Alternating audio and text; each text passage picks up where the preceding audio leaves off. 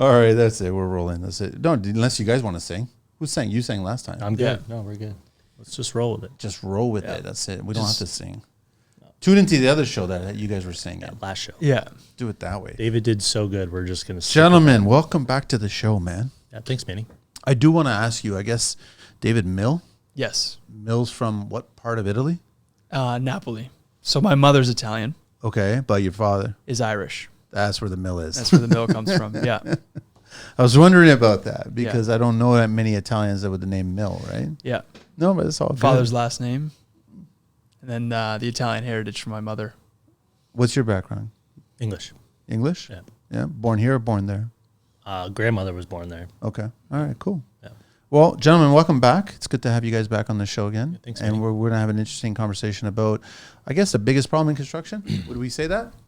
Labor shortage, It's young people, looking trades. that way, sounding that way has been a pretty popular subject that I'm hearing online lately. Are you guys hearing a lot of people coming up with solutions? Or a lot of people just talking about the problem? Talk about solutions, but I don't, from firsthand experience, I mean, I haven't seen any solutions that have worked. I mean, I know from the St. Clair College in Windsor, they just recently had a construction project management course that they added 2 years ago, where they got actual industry leaders in Windsor to go and teach the course. But that's only been around for 2 years. And that's this construction-specific college course.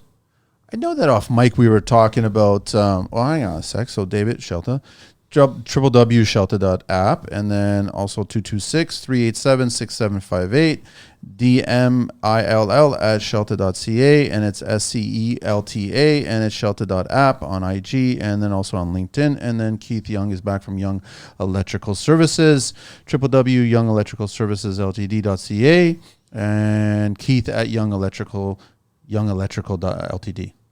That's .ca, sorry.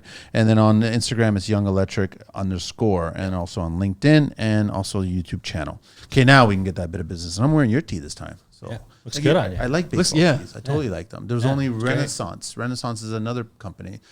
Ewan, he gave me it, and it's one of my favorites. Yeah, not my idea. It's one of my guys in my office. He's like, let's roll with these. I don't play ball, but I like 3/4 sleeves. I felt myself, I was always rolling up long sleeves anyways. And then for a while, that one, I was like, oh, I don't have to roll it up. It's already done. So we're good.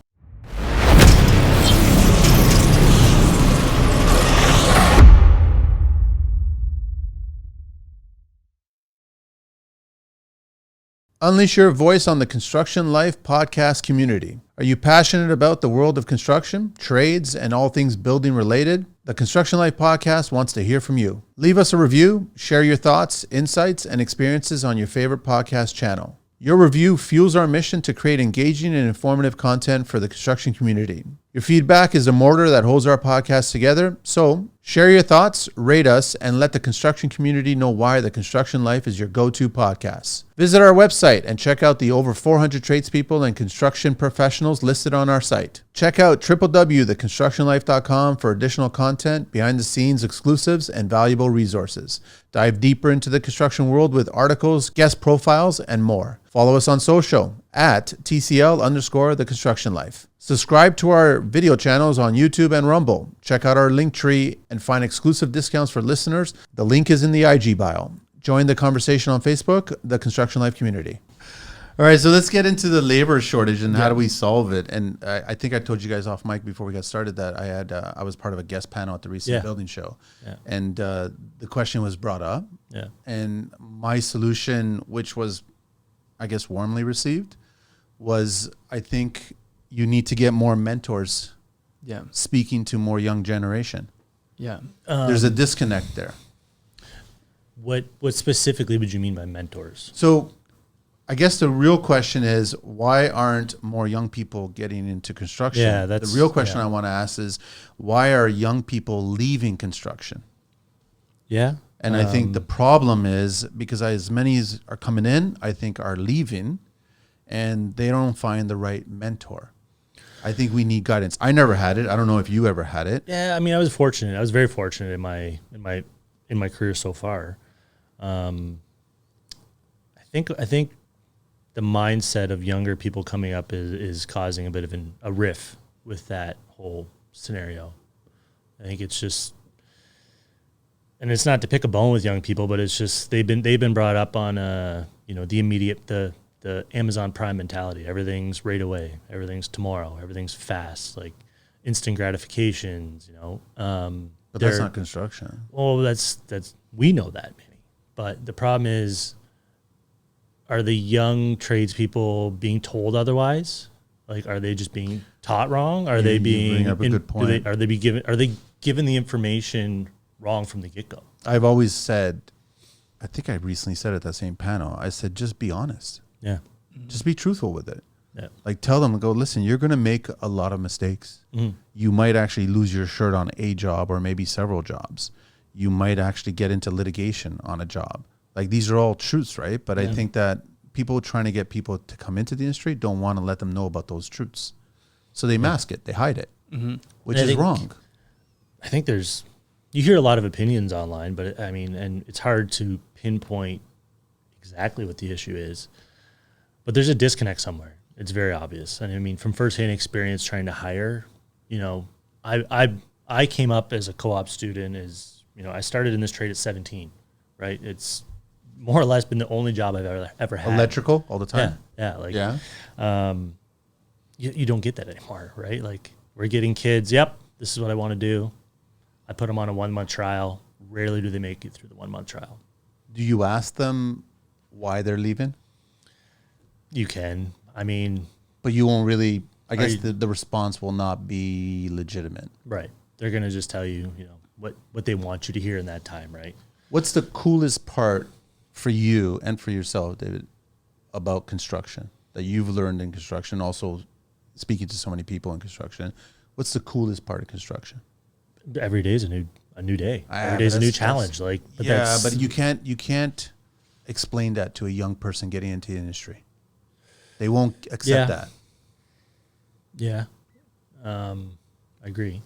So what is the coolest for me is I think I always used to look at construction as it was tough and the people around it were tough, right? You're doing physical labor. You're not in great conditions. It felt to me like it was like, an honorable career, an honorable position to go out and make an actual impact on a physical building. Go out there and build something. Yeah. And a lot of the mentors, like when I first came out of school and I worked with site supervisors and project managers, like they were hard on me. And it was, but it was tough love. I mean, when I used to come to site, whether you're a minute late or you didn't get them something in time, I mean, it's not like the corporate world. And I have a lot of friends who are in the corporate world, whether it's banking or investing, right? Where, it's a little bit more like you beat around the bush a little bit. You have an HR meeting and everyone's together. But like construction is very cut and dry. I'll tell you exactly how they're feeling. And although sometimes, they might rub you the wrong way, I think that tough love really builds a mental fortitude and teaches you more than just how to have a career, but how to, be a stronger person in general. I mean, for me, and it's still to this day, I think the coolest part in construction for me is learning. Yeah. It didn't matter what job I was doing, whether it was a good or bad lesson, you were always learning something. I think it's a different learning too. I mean, I never loved going to school. Neither did I. I never, for lack of better terms, wanted to learn going through the schooling system, right? Through the trade, though, you come to find a love for learning because you see the results. You know what I'm saying? Like, oh, hey, I learned how to put this plug on. I did 30 plugs today. You learned it. You did it. You've seen the completed But you also project. learned it from other trades as well, from other skills that they're doing. You always were a fly on the wall paying attention to what that other trade was doing. Yeah. So you learned that way. I did that for years. I was a construction sponge. I mean, electrical obviously was the primary goal. But if you're on site, well then, you're learning the order. Who's going here first? Who's doing that? You're watching the paint guy. Like you're not trying to take their job per se, but you're storing these little tidbits of info. And I mean, now I have the understanding of the full process, right? And that's the fun part of learning for me. I remember like Jim Carrick was on the show recently and we were just talking and I asked him, I can't remember the exact question, but he was like, back in the early 2000s when he had the TV show, he was saying that there was a a ramp of shows that were making construction look cool. And there was a surge of more and more people getting into construction in the early 2000s here in Canada. I can only assume it's probably the same in the States, right? But that's not the case now. So it's like you can't look at broadcasts and say that they're making construction look cool. I don't know how much social media influencing is making construction look cool. Yeah. And I go back to most influencers in construction on social media are only presenting the positive, finished, glamorous portions of construction. Yeah. And I think if you look at any data, there's certain posts that I've shared in the past of a mistake that got more traction and more engagement and more acceptance of just humility. All of a sudden you're like looking at it going, I fucked up royally. Yeah. And people were rallying behind me and going, okay, well, you acknowledge that you messed up. And that was cool in my eyes, but nobody on the bigger scale of social media was actually presenting those parts. But see, as tradespeople, we know that the mistakes happen every day. But we don't present them, though. It's the outside world who doesn't know that or isn't understanding of that, right? Like I get that. Do you think if you tell the young generation all the facts, they'll make the decision to come into the industry or not? I don't know. I think they'll make the best decision knowing the facts. I think one thing that is attractive about construction is they want instant gratification. Well, something like construction, you can see tangible results every day. You wired 100 feet or you installed 10 fixtures. It's measurable. It's tangible, right? Versus a lot of these, desk jobs, it's difficult to measure your progress. But in construction, I find it's right in front of you. But how are we getting a disconnect though? Like, where are we losing these young, up and coming people? I think it's it boggles my mind. Sometimes the money doesn't the money argument isn't there. Yeah. Like I kind of say that, okay, fine, go and study something else. Go to whatever post you want. You're going to potentially spend high 5 figures, 6 figures, low 6 figures for your education. If you get into construction, you're going to spend the fraction of that to get started on making high 5, get into 6, possibly in about 5 or 6 years. Yeah.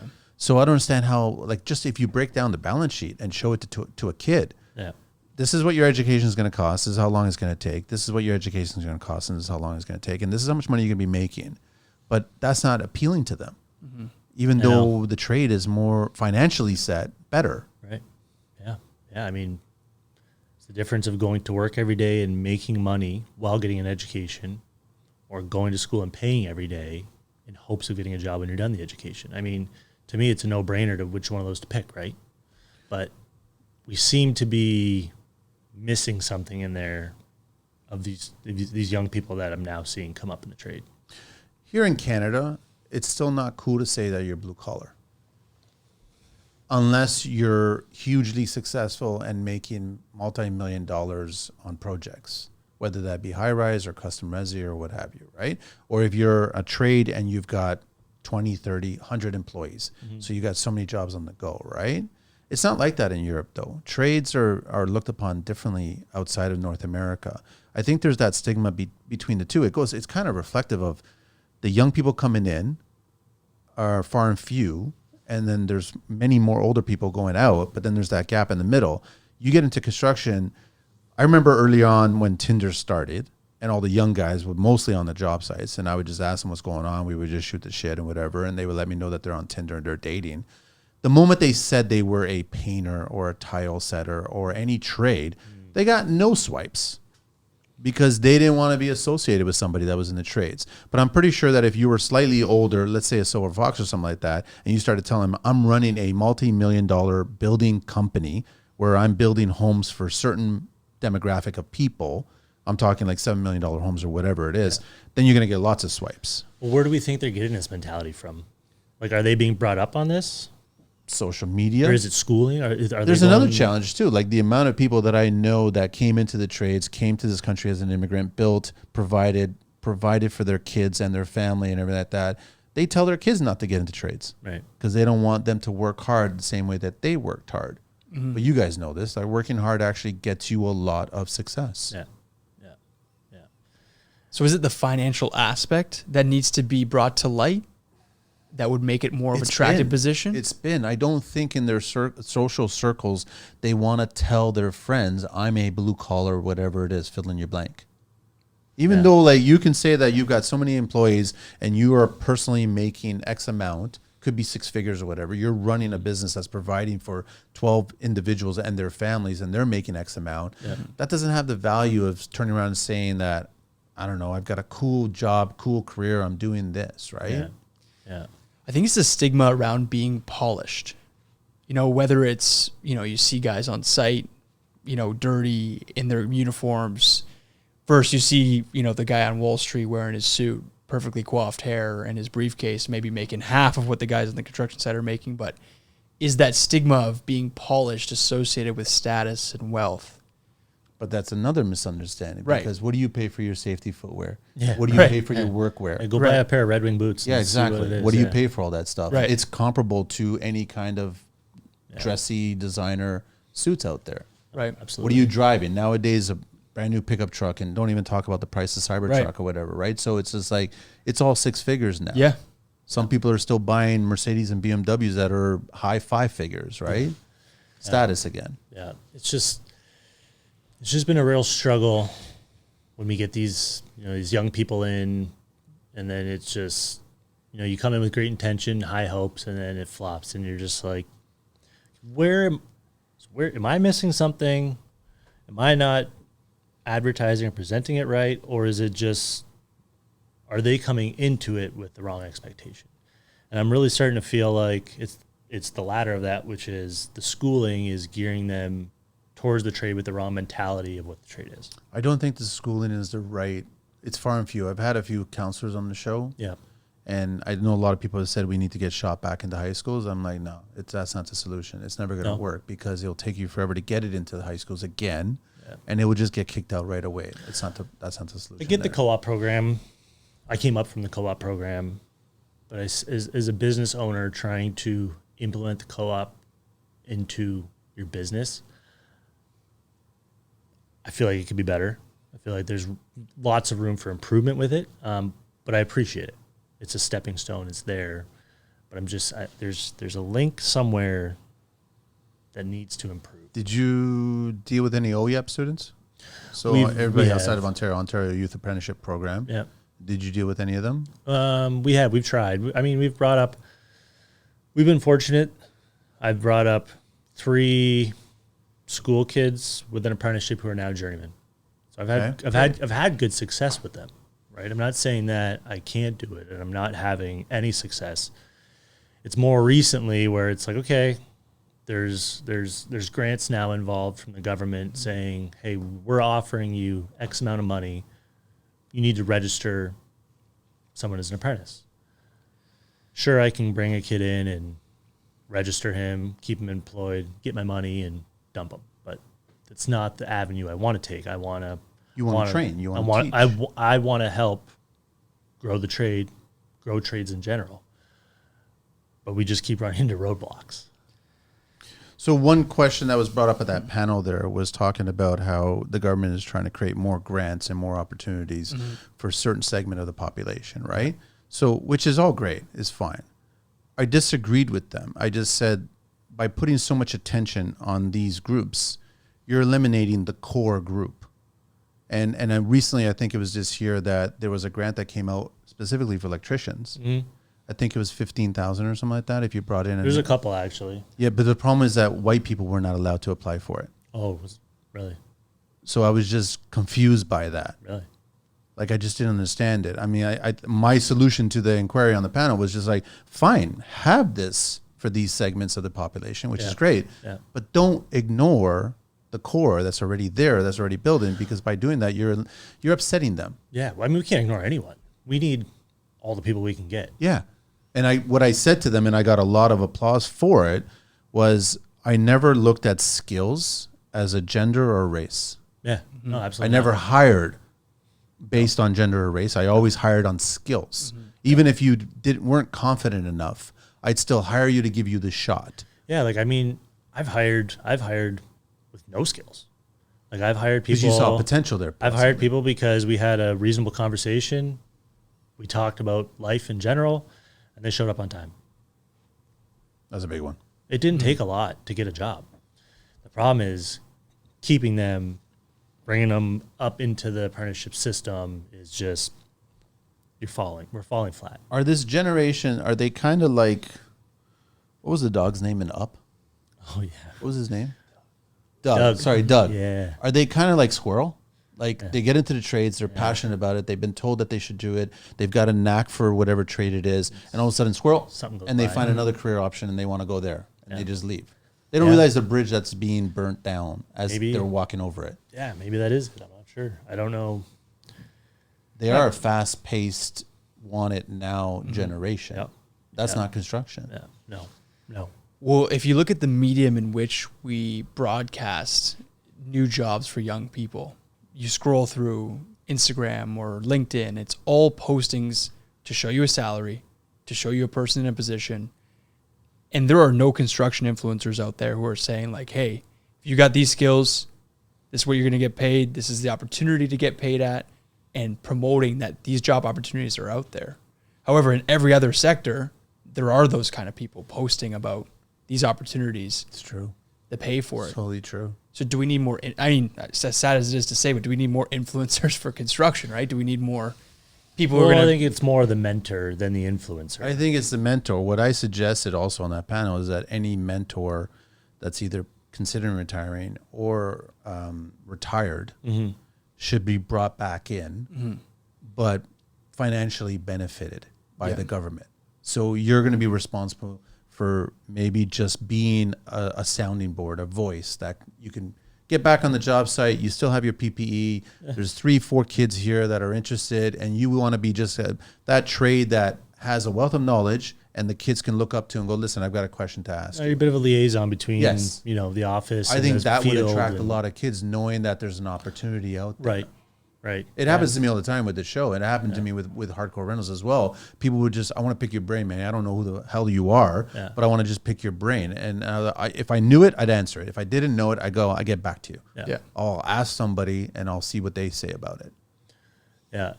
I've noticed that one becomes an issue too, is the fear of being wrong in the younger age. Did you get everything right when you were young and like?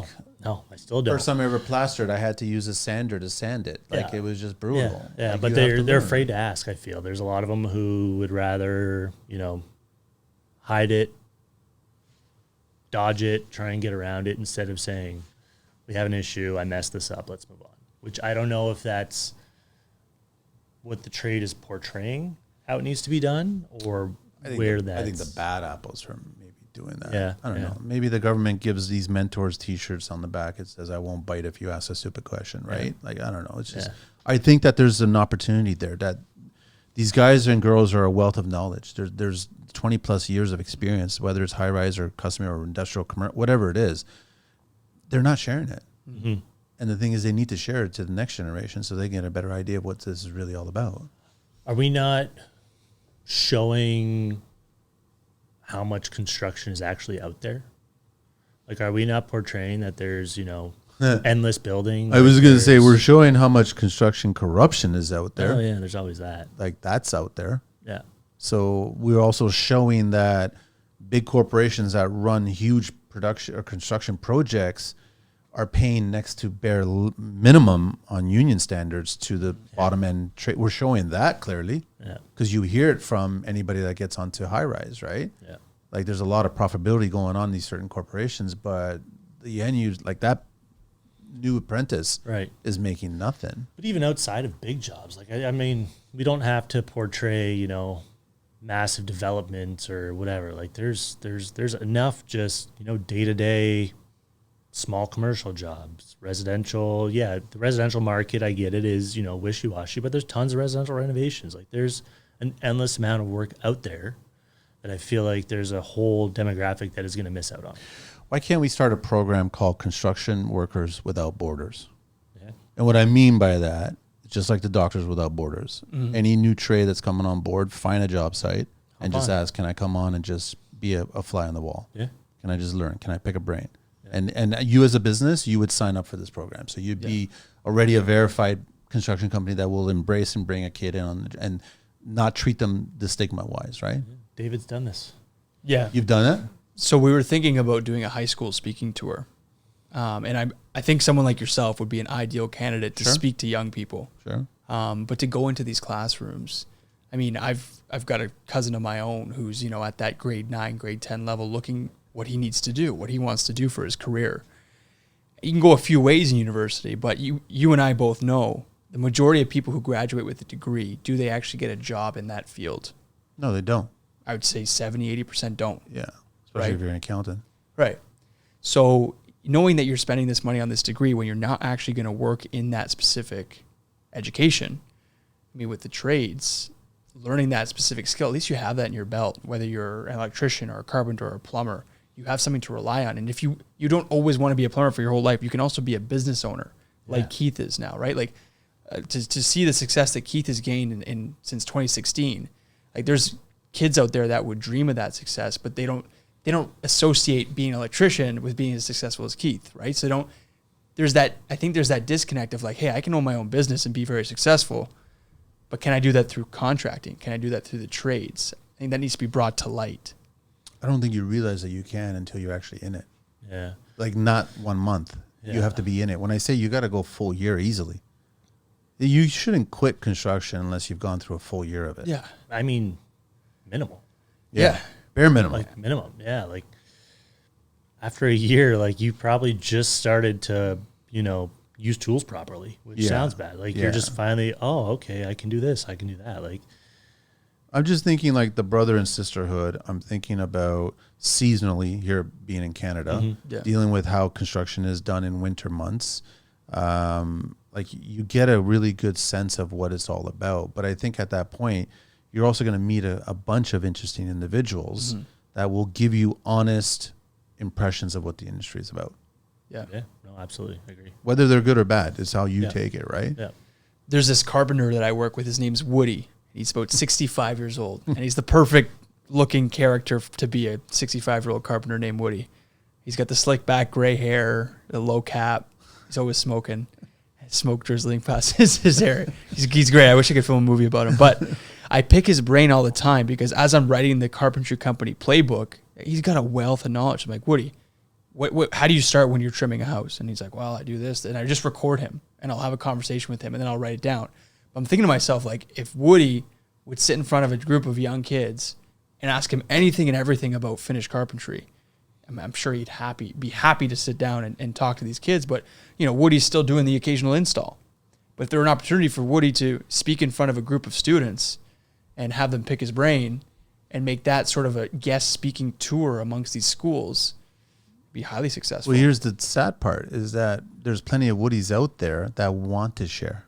Yeah. They don't want to go on the roadside and not give up this information. They actually want to share it and teach it to anybody that wants to hear it.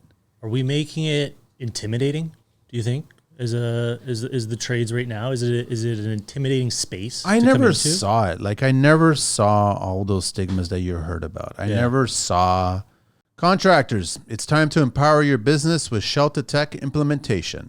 Scelta is offering a free meeting to tackle your biggest pain points head on. Their goal, to develop a custom company app that's built just for you.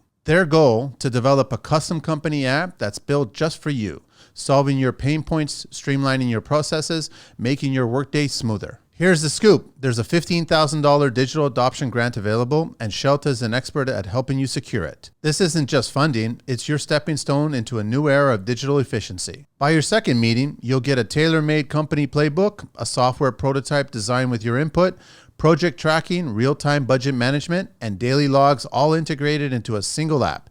It's tech that works for you, not the other way around. Scelta isn't just offering tech, they're offering transformation. Join the community of 93 subcontractors who have already stepped up their game with Scelta Tech. 2 meetings, countless opportunities. Ready to make a move? Visit scelta.app. Let's pave the way to a smarter, tech-driven future. Scelta Technology, custom tech solutions for the modern contractor. Like when I worked with my dad, he was a mason. Sure, smack upside the head. That was just a routine. That was just part of it, right? Like, I guess in today's definition, would that be child abuse? Maybe, but it's like I didn't think it was, right? But I never saw that on my construction sites. I never saw anything that was what some people have described. Right, but I guess is it like the social media or whatever it is now? Is it looking? Are we making it look too glamorous where it's intimidating now? Like, I think there's a lot of influencers that are totally filtering the shit out of construction, and making it like this is amazing. This is what it's all about, and I'm making oodles of money and shit like that. Right? That's kind of my opinion, honestly. Is that I just feel like we're showing so much. Like, the glamour is real. Like, yeah, I get it. It looks beautiful, but like, are we showing it and they're thinking that's not an achievable goal for them? It's a yes and no. Yeah. It's like, I've always had a problem with the social media influencers in construction, right? I just don't, I think anybody that has become successful in any industry, especially construction, needs to be given back. Yeah. So there isn't a single person TV wise that it has given back. Yeah. So Avery that we have here with us, he's my videographer. Yeah. Kind of what Avery and I have come up with over the past little while is I wanted to kind of take it on my own to show electrical as a whole. I want to show you the start process. I want to show you what's behind the walls. I want to show you what it took to get there. And, we haven't really talked money yet, but maybe that might come up. This is the dollar figures that it takes to do jobs like this. Like, we're trying to go down this avenue where we can show the raw, behind-the-scenes footage, good, bad, or ugly. You should. I don't want to show you a polished product saying, we got this done, no problem, no issue, I made a ton of money. It's not the case. Yeah. That's the not case real, is, that's not real no, construction. like the case is this was, there may have been an argument involved to get here. There may have been, this wasn't a straight line. And that's what I'm starting to try to, take it on my own personal goal to show this. How's that going? I mean, we're 5 videos in. How's the response been? So locally, we're down in Windsor. So locally, like flat out, I've had people come up to me saying, I love this concept. I love what you're doing. Avery's even had people approach him saying, hey, I want to do something similar, but, in a different trade. Yeah. Right. Because I think I'm not the only one who's having these issues, right? I think there's other people saying, hey, maybe if I do something showing real life construction, people will be more interested or afraid, I guess, right? Like I'm assuming people will like it more, but maybe it'll just give a more clear sense what they want. Has anybody asked for a job? Not directly from the videos yet. No. Okay. No. I think construction as an industry is a bad salesman. I think we don't necessarily, our offering is not very, attractive. You think about it, you look at Netflix, you look at these show platforms, you have really cool shows about doctors, really cool shows about lawyers, really cool shows about like police and firefighters and things like that. But like, have you ever heard of a cool construction show where like it's a story about construction people? That's why I go back to 20 years. With HGTV, but that's... No, but Jim Carrey was one of the first ones, and it was Real Reynolds, and he actually showed good, bad, and Jim ugly. was the best because you'd see the arguments on the phone while he was driving. And the client was like blurred out. Yeah. Neighbor was blurred out. Yeah. And you were hearing Charlie Brown's teacher because there obviously was profanity and something was being said. Yeah. And I'm like, that's pretty much construction. Yeah. That's what happens. Construction's full of hard conversations. Yeah. Now it's all interior design shows selling sunset, the finished beautiful product. But like, what about the ins and outs? They're not interested in showing that, right? Because the production of that is being dictated by people that are not in construction. Right. Yeah. Right. Yeah. Like I've joked, if I was going to go to the moon, I don't want to go talk to Ryan Gosling, who played Neil Armstrong. I want to go talk to Neil Armstrong, who pretended to go to the moon. You know what I'm saying? Like I want to talk to an astronaut, right? Or the guy who built the rocket. Yes. So I wouldn't want to talk to an actor about all the research that they did or whatever. I don't give a shit. But I think that TV needs to make it cool, but I also going to fault the influencers because they're making it too cool looking where it's not real. Yeah. And then you get the mix of the DIYer, which devalues construction. Yeah. Everything you do, and you know this from ESA, which I have a problem with, and I don't care if they keep on increasing the rates for homeowners to apply for a permit. Yeah, I'm fine with that. I'm not fine with that because I don't think they should be allowed to do it. I don't care about the King Castle. Yeah, I mean, they shouldn't be selling. They should be hiring a professional. They shouldn't be selling panels at Home Depot. That's ridiculous. I'm sorry to say, but like, sure, you want to get a nice little tickle? Go ahead and do a nice little tickle if you want, right? Yeah. And they, well, we inspect them. We still inspect them. Yeah. Yeah, sure. So that's why I think that the DIY world Yeah. is just killing the professional world, because they're making it, the TV shows, the influencers, and the DIY world are all making everybody look at construction like any monkey could do it. That's the unfortunate thing. And meanwhile, we're trying to make it look cool, which I think when I see certain work that's being done, whatever trade it is, right? I'm like, that's cool. That's amazing work. That's respectful. I heard one of your segments earlier. You wouldn't go into a doctor's office and tell them how to do a checkup on you. You wouldn't go into a lawyer's office and tell them, hey, this is how we should go about this case. You never question them. Yeah. But when you get a renovation done, you get a service done in your home, you tell them, hey, maybe we do it this way, save some money here, do something here. It's a trifecta at that point. It's the TV, the social media influencer, and the DIY culture. Yeah, I mean, Pinterest. I'm guilty of it. I've geared the business to get away from those residential people, those residential renovations. Like, it's hard because you'll have a homeowner who will present to you, hey, I need you to do this job. It's like, okay, well, who's doing this and this? And they're like, well, I'm going to do this and this. And it's like, well, unfortunately, I don't think Young Electric's the right fit for you, right? And they're like, well, why? It's like, well, I just don't think we can do the job. I don't think we can give you the best product we can by you performing X and X. And some people get offended, and some people understand it. They go, okay, do you have someone you suggest then? Like, yeah, no problem. I got such and such who can do this, and I got such and such who can do this. You'll get one or the other, right? What is it? That they found the pod lights somewhere on Kijiji or Wayfair or whatever it is? Yeah, that one's common, but it's like, oh, I'm gonna do a basement, but I'm gonna frame it, drywall it, paint it. It's like, well, okay, that's cool. I'm going to be back in a year and a half to do the finish now. So now, like, this job's just going to take too long. It doesn't fit in our schedule. It's a scheduling nightmare. Your quality can be whatever. I'm not going to judge you on that. But from a business perspective, it's not going to line up because you're not going to work as efficiently. So here's the evolution of the circle of life at that point, right? Yeah. They'll find a young tradesperson who's just getting started that will say yes. Mm-hmm. It will become a nightmare, and that young tradesperson just had their first taste of BS in the industry. Yeah. They get enough of those tastes, they're out. Yeah. They're done. You're a professional, so you go in there, you already know where all the pitfalls are. Yeah. How this is not going to work out. And keep in mind, these are all things that I've learned firsthand. Yeah. That's like usually the case. Yeah. Like I've lost money on those jobs, or I had those jobs linger on so long that now it's a scheduling nightmare. I've had, I've learned these lessons, right?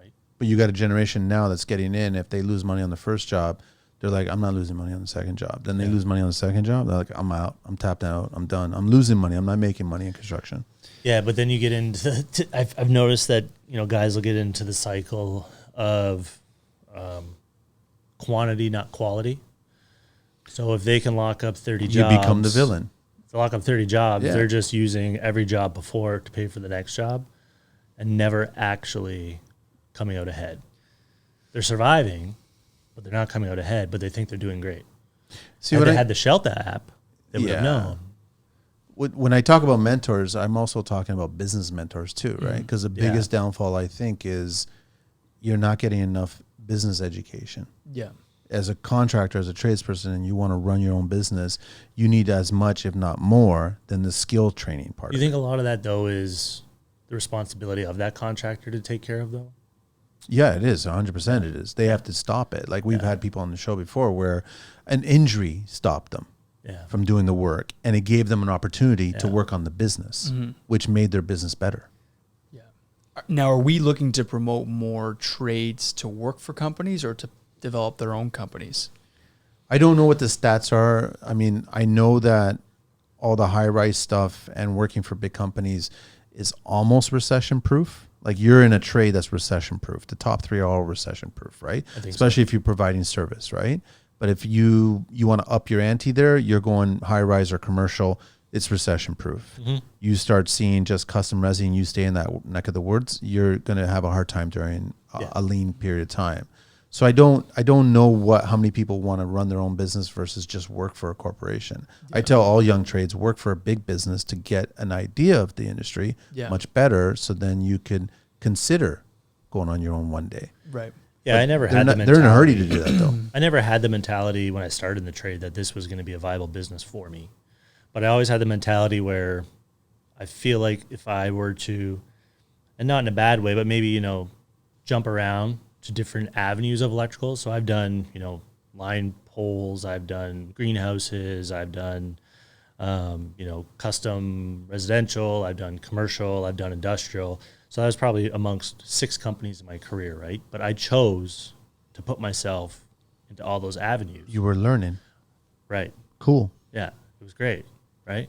And then in the end, get to a point where, I'm still a young guy, but I'm confident enough that I can go on my own and I can make money because I can do any one of those avenues. What's the color temperature of the light in the greenhouse? Ooh, depends. Would it be daylight? They've started switching to full spectrum lighting. Really? Yeah. So actually we have Is that better for the growing? out our way. So we're one of the largest greenhouse per capita areas, Leamington, just outside. So my house geographically is probably 40 minutes from Leamington. Okay. On a good day, you can look out my front door and see the lights. Seriously? Yeah. Yeah. Like it lights from as far as you can see. Now, with the cannabis, they started using full spectrum, which is the purple light. Yeah. So now the sky permanently has a pinkish purple hue to it at night. That's how much, yeah. Yeah, it's crazy. My question was more about if I want to park a greenhouse in my backyard, what lighting am I going to use? Because the neighbors ain't going to like a glow that belongs to the new Godzilla. You know what I'm talking about? Like, that's not going to go over well, right? Yeah. I don't know if I'm the best guy to pick your light, but I can put it in for you. I don't, other than, I like the idea of doing a tour and getting it out there, Yeah. but it's almost like get the band back together and get Yeah. all these older trades to genuinely and honestly present trades to young trades and explain the whole course of action, right? Like talk about the pitfalls, but talk about if you learn these lessons, you'll avoid having these major issues. Well, I think we can break down each trade into a business model that's replicable, right? Just like a franchise model. I mean, each business has its own nuances, but there's plumbing companies or electrical companies, there's mechanical companies that we could potentially build out these frameworks and teach young people, because you said you need just as much business knowledge as you do skill trade knowledge. Yeah. But when you're just starting out a new business, you don't necessarily have time for both. It'd be nice to have a reference point as to what it takes to start an electrical company, what it takes to start a plumbing company, what sort of certification should I be looking for. I think that can all be broken down into processes by trade. And I think if we can start to educate people on this is what it takes to start a plumbing business, this is what it takes to start a carpentry business. I agree, but I don't know if we're trying to get business owners. We're just at the stage of trying to get apprentices. I will say this, though. What I've been learning from the younger trades that have been on the show, they're very conscious of the numbers, Yeah. Money-wise.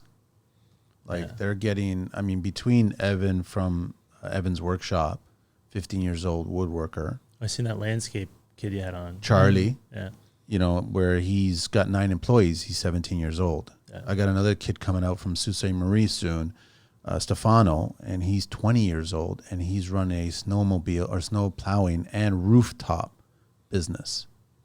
Like, I think these kids are embracing the numbers behind the ones that are kind of paying attention to things. Yeah. Mm-hmm. And I think that they're getting off the tools a lot faster, if they're even getting on the tools to begin with. Yeah. Right? That was my question for you, Manny, is that being the owner of the company, is it necessary for you to be on the tools? Hell Or do no. you think that person should be more from an... I think you need to get off the tools as fast as possible. But I think a lot of older trades, and you know this, right? It's like we have a reluctance to let go. Yeah. We don't. I quickly learned as soon as I stopped doing everything myself and I started subbing everything out and people came in, there's far more skilled individuals than me, period. And I know how to do every trade. Will I do every trade? No. I've seen people make magic out of a panel, do magic out of plumbing lines, trim work, all that stuff, paint, everything. There's far more skillful. So if you can figure out your business the way you want to run it, then get off the tools fast. Yeah. That's where the speed should be. Get off the tools fast. But that skill set that you learned to get off the tools, how did you gain that? you quickly realize that if you want to deliver on your clients, that you'll have to find someone that's going to be more efficient Yeah. at the skill part of it. Then you start subbing it out, right? But then there's that rule of thumb. You just figure out what do they want to charge for their skill. You charge the client that plus some points, and then you're making money off that person. They deliver on the time that they said they're going to do it. And then guess what? You just made money off of them. Yeah. And you just facilitated that. That's all you did. Yeah. But I think that a lot of the older, I would say late 30s, maybe early 40s and older, I can do it better. Yeah. Should you do it better? No, I don't think so. I think you should be focusing on where you could take the business. Yeah. Goes back to our discussion earlier where we were talking about how every business has the opportunity to be sold, right? Yeah. Yeah. It's true. It's And really the business true. can only grow as big as the owner's willing to let go of their So first you got to let go, duties. Yeah. Yeah. right? So, I mean, I guess treat it as any kind of addiction. Yeah. For you to let go of the past, you really got to let go of it. You can't keep one foot in the past. So let it go. Find a kid, somebody that's going to be better at you, and let them do it. And then you focus on the day to day and you grow the business. Yeah. And then that kid will eventually maybe become the person who takes over your business and runs it, owns it. My goal in business is to get to a point where I can get back to the tools. I want to go full circle. I want to get to the point where my business is on your projects. Yeah. I'm in the Like, same I'll be boat. picky. I'm thinking the same thing. It's Right. funny you brought that up because Jim said that exact same way. Yeah. He was just like, I'll just focus on the projects I really want to do. Yeah, like we have like my a guy in the office. He controls the day to day of the business for the most part. And I told him, I said, all right, am I anywhere yet? Can you fill me in anywhere? And he's like, no, still need you here. It's like, okay, we're good. I'll keep doing it. But the minute I can get out and go do something, I mean, that's the full circle, right? That's when you get to the point of business where you're comfortable enough, you can kind of let go a little bit and just go do the things you want to do. See, that goes back to the mentoring. That goes back to the shadowing, because you would probably get on a project where you'd be like, be nice to have a kid here that I can kind of just teach what's going on. So the last project I went on, walked up to our foreman and I said, I'm an employee. Whatever you do on a day-to-day basis, keep going. I have my tools. Give me something to do.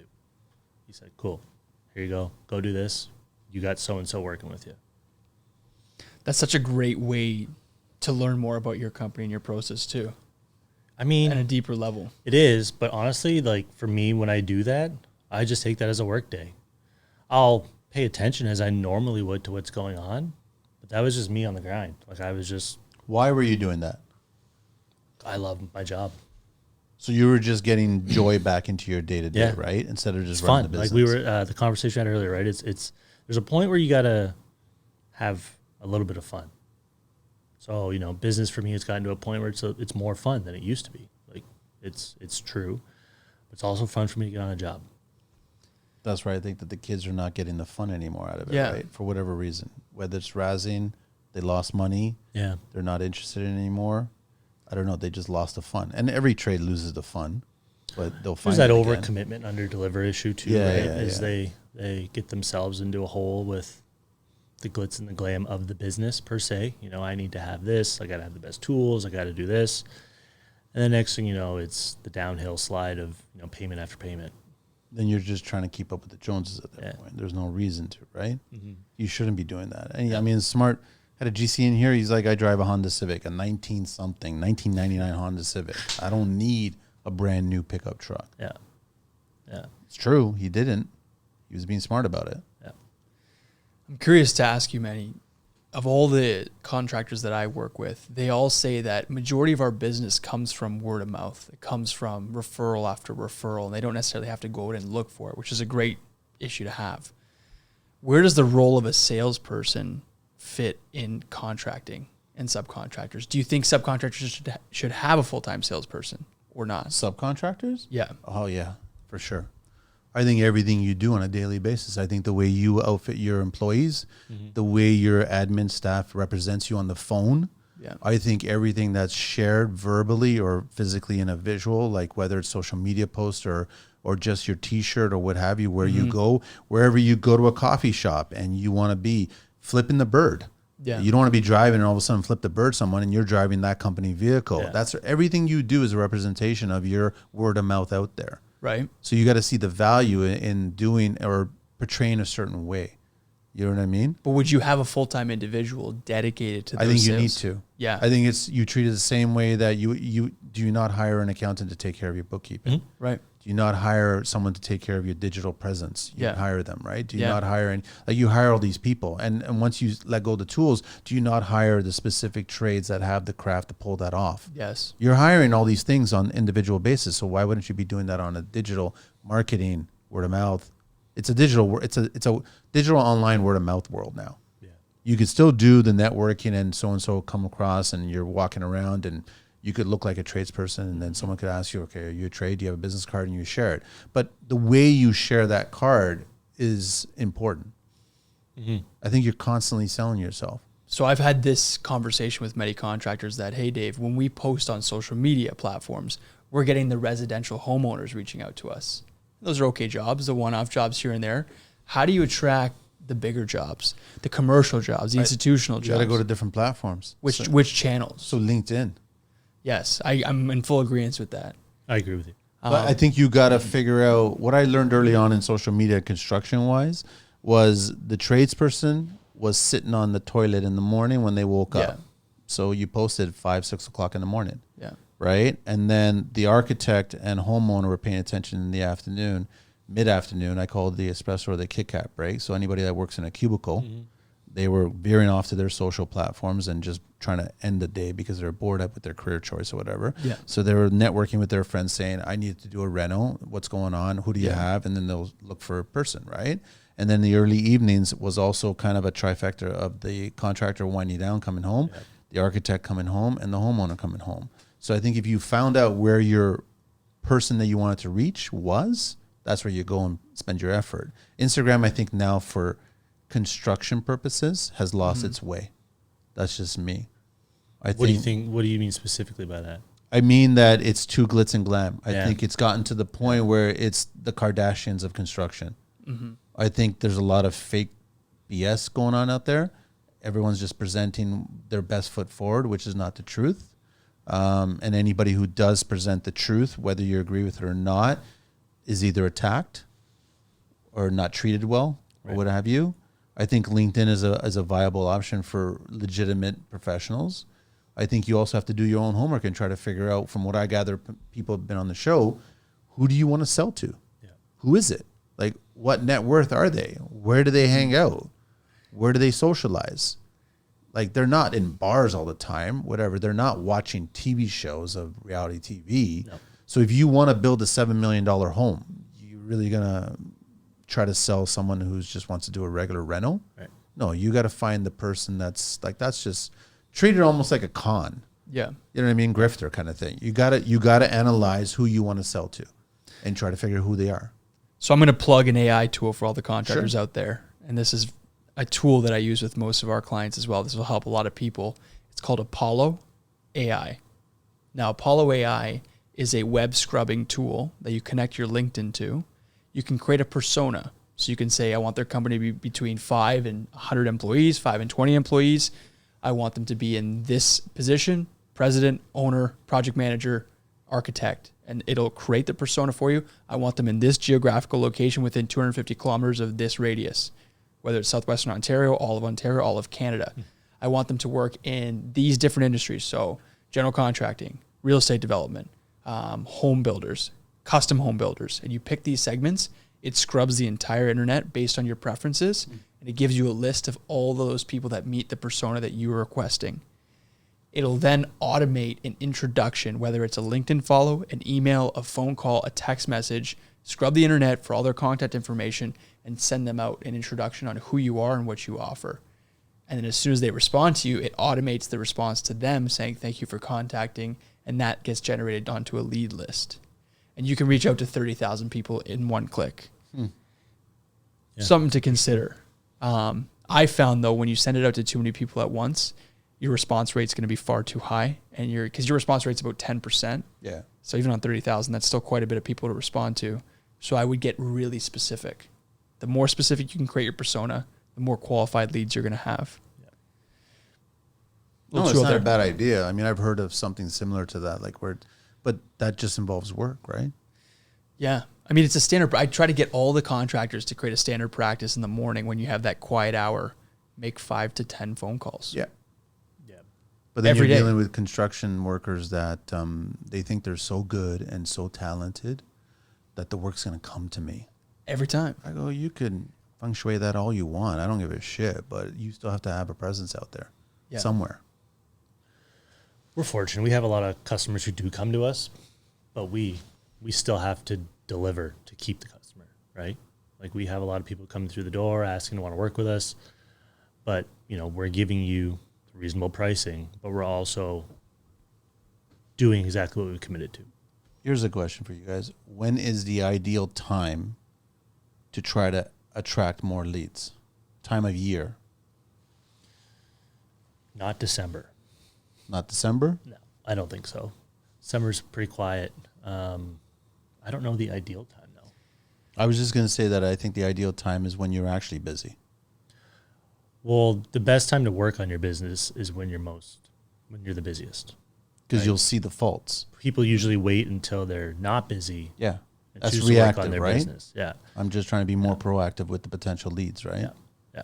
Yeah, You mentioned architects. Now, I don't think many people know that speaking to an architect, even if you don't necessarily have to deal with an architect, they're a very good contact to get in with general contractors. Yeah, because if an 100%. architect recommends you as a subcontractor to a general contractor, that's a very warm lead. Where do architects hang out?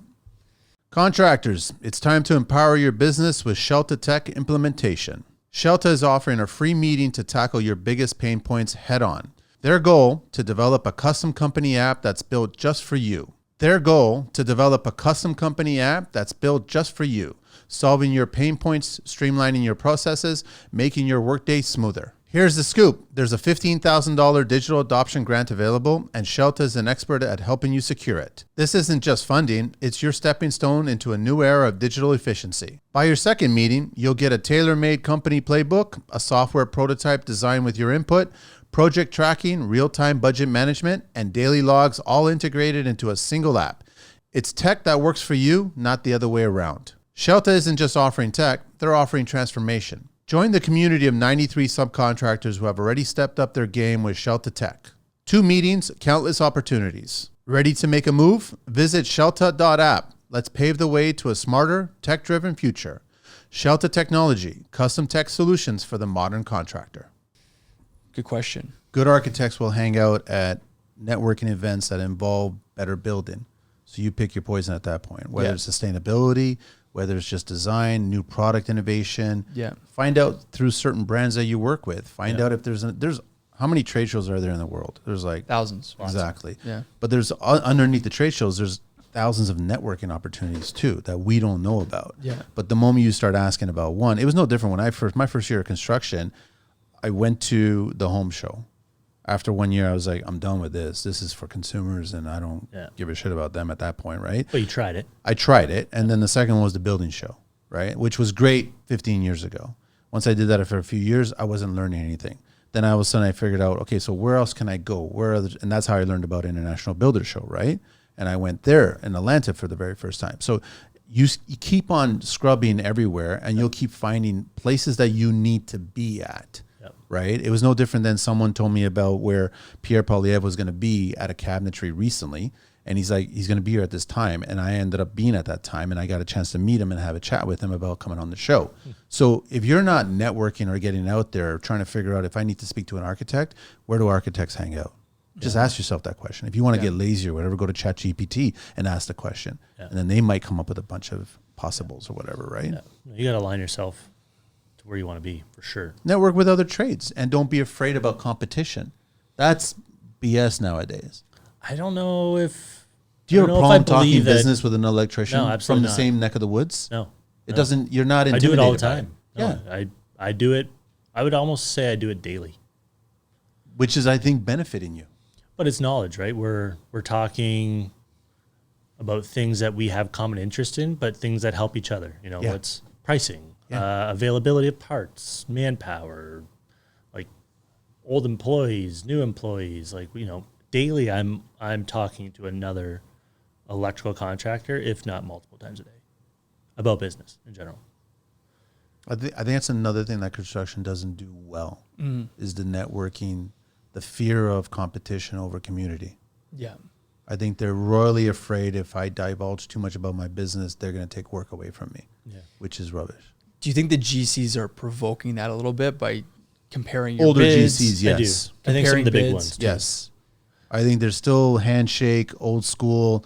I will put you in concrete kind of mentality, right? Yeah. Like I think the old school ones are definitely like that, but I think the younger ones are looking at the numbers. Yes. And it's a just numbers going, there's game. a lot of profit here, man. Yeah. Why isn't someone figuring out how to make more money off of this? Yeah. Absolutely. Yeah. It's just this constant cycle that I'm trying to shake of, the open and closed door of young people. Yeah. And I can just see it. The writing's on the wall that this is only going to become a bigger issue. Everyone keeps on talking about this 5-7 year, like this apocalypse of lack I've heard of. the survive to 25 is what I've heard. Is that what it is? And That's then what what? I've heard. And then what? Yeah. Well, Then all the specialty great tradespeople out there that have a business are going to be able to charge $150 an hour. Right. It's never going to happen. No. That's like, I don't care what you keep on, because there's not going to be any good pool of talent out there. So you can charge. No, clients will not hire you. Clients will not do any work. That's just going to be the reality at that point. Mm-hmm. Our services are not going to go up because there's going to be a lack of people to do the work. yeah. Not that dramatically. No, you're not wrong. So I don't, I think all you can do is, unfortunately, what I learned is that I don't think we're going to solve this problem. Yeah. No, I agree. Not in our lifetime, Yeah. but we're going to contribute to helping this problem. I don't think government is doing the best that they could be doing. Like when I hear about OYAP getting an additional $21 million for funding for next year, when I'm still trying to figure out what they're doing with the first $50 million that they're doing. Right. I don't think the return on investment is there. Yeah. So I think that there should be a lot. I mean, you guys talked about it on the previous show, where and also your business. And any successful person that's been on the show that has spoken to me about their business and how it's grown, they reevaluate their business on a daily basis. I wish the government would do that, because they would really evaluate all the programs that they're creating and seeing what the return on investment is here. A lot of money's, like a lot of 7-figure money is being handed out. And I don't see, at that rate, we should have like 100 to maybe 500,000 new tradespeople coming into this I think the industry. government's talked. They've talked a big game, But they don't deliver. but I haven't seen tangible things. They're from not it. boots on the ground. Yeah. They never will be, and a boots on the ground will never be them. Yeah. That's the problem. There's a disconnect there. Yeah. And then it doesn't change. I guess it's just a cycle that we're stuck in, right? And how do we break that cycle? So then what do you do? That you kind of just keep on bashing your head and trying to figure Yeah. out, well, it's not going to change. That's what it's not I gonna feel change, like it's not it going is. to change, right? Yeah. So then I can't help it change. But then that's the same mindset of having older GCs or even some younger GCs hiring somebody and being stained because they didn't stay. I taught them for about a year or two, Yeah. and then they left and went on their own or whatever. Or they went to somebody else, my competition. And they're like, I don't want to teach anybody now. I never had that mentality. As a GC, I was like, I'll teach you whatever you want. It doesn't matter to me. If you want to go, then go. It doesn't matter. But I'm not going to think anything of you, right? We've even Negative. gotten to the point where I put advertisements gearing specifically towards people who want to make a career change. So gearing it towards someone who's looking for a second career who maybe is a little bit older, just because I've struggled With the so younger. much trying to get these young people. And how did that work? Actually, we've had success. You had success with Yeah, that, eh? yeah. We've gotten some really good, say older apprentices, but I mean we're talking like 30-year-old apprentices who are second career who can still in good time get an electrical career and still live a good life, right? Like you're not too old, but we've had success with that, and it's been a great option. Electricians are 101 Yeah. apprentices? Yeah. Yeah, right? Yeah. Why don't they change it to 1 and 3? It used to be different. It's only recently that they changed it. Yeah. So why not go back to 3? Yeah. I don't know if they ever said why they changed Their it. mindset is they don't think that the person will get the proper education Right. if you have 3. People educate anyways. How many kids in a classroom? Yeah. That's a good point. Yeah. Right. It's as simple as that, right? So I don't understand the government doesn't see that. Yeah. What is it that these young people want out of these jobs? Is it a status, money a first. title, money? You ask a certain generation, a certain person, Yeah. you don't even have to ask that question when you first meet them. You Yeah. can just start talking construction. Yeah. And you can decide within moments if they're in the game for money or if they're in the game for passion. Right. But this generation is in the game for money first. Yeah. That's the problem, I think. And I think anybody that's older, that's successful, has always said, don't chase the money, focus on the passion, do amazing work, and the leads will come and work will come and you'll build a business. Yeah. But there's whole focus on the money part of it because I Yeah. think they're dating and they can't tell their significant potential other, Right. I'm a blue collar something, Right. because that's not hugely successful. Yeah. I mean, I was proud of it. Yeah. No, I'm not saying they're right. I'm saying Yeah. they're wrong, No, I know, right? but- Like I know plenty of That's trades. the difference, though, right? Is Yeah. I've made it this far in in my career because I was always proud of it from day one. I mean, as a co-op kid, Yeah. I was excited. Like, yeah, I'm a co-op kid, but I'm at an electrical company, and I'm at this place doing this. And look at, I went into this building, I went into this room in this place. Like, no one's ever seen that room. To me, that was like, money was just the bonus, right? It was opportunity. Yeah. Go back to learning. It's cool. Yeah. I guess nobody wants to learn these days. I think it's tough. Well, they want to learn, but they want to learn their own ways. They want to learn, on a computer, or they want to learn through their phone. They don't want to learn boots on the ground. What do you guys think the future of construction is going to be? Because I recently saw like Elon talking about how there's going to come to a point in society where nobody's going to have to work. Yeah, I've seen that. And the biggest problem is going to be everyone's going to be questioning the meaning of life at that point. Because work gives us meaning a lot of the time, especially construction. Gives us a lot of meaning, right? Mm-hmm. So what do you guys, we know that there's a lot of bigger construction is going to get modular, probably even custom resi. You'll get into modular and also kind of building, like AI is going to, robots are going to be there, right? But I don't think the final touches of work is ever going to be replacing a human being from doing that. I think certain parts of construction could, like we're seeing it now with, homes being built in factories. Yeah. I All think, the modular box stuff. I think that could take off, and I think it can work. But you're never going to be able to replace, a brick mason doing a commercial property. Nope. Like, you're never going to be able to replace an electrician pulling the wire. Like, there's an avenue where no matter what the world does, what the industry becomes, you'll still need the trades irreplaceable. person. Yeah. Yeah. I agree with you. So any thoughts on where you guys see it? I mean, I think data is going to be Yeah. our friend going forward. I think big data and big language models is sort of the future in technology. And I think it's going to have effects on construction. But I think relating it a little bit back to the young people is they want everything now and fast. Okay, that's fine. Then show us why you deserve things now and fast.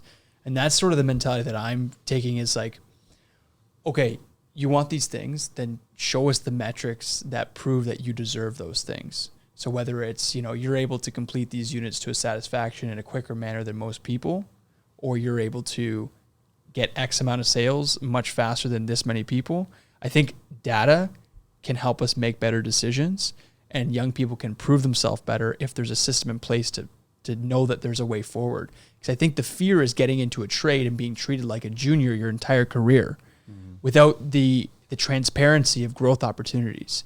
Where, you could string someone along and say, hey, you're going to get a raise, you're going to get a raise, you're going to become a manager one day. But if they don't know the steps that it takes to get to that manager position, they'll get afraid or they'll just quit, right? But a lot of them don't even want to go through the steps. They just want to be the manager. I have plenty of kids that came right out of school that were always hovering around me during conversations with clients. When I'm like, you should be over there, like taking care of some stuff, right? Yeah. You'll eventually get to this point, but they want to get to this point sooner. Yeah.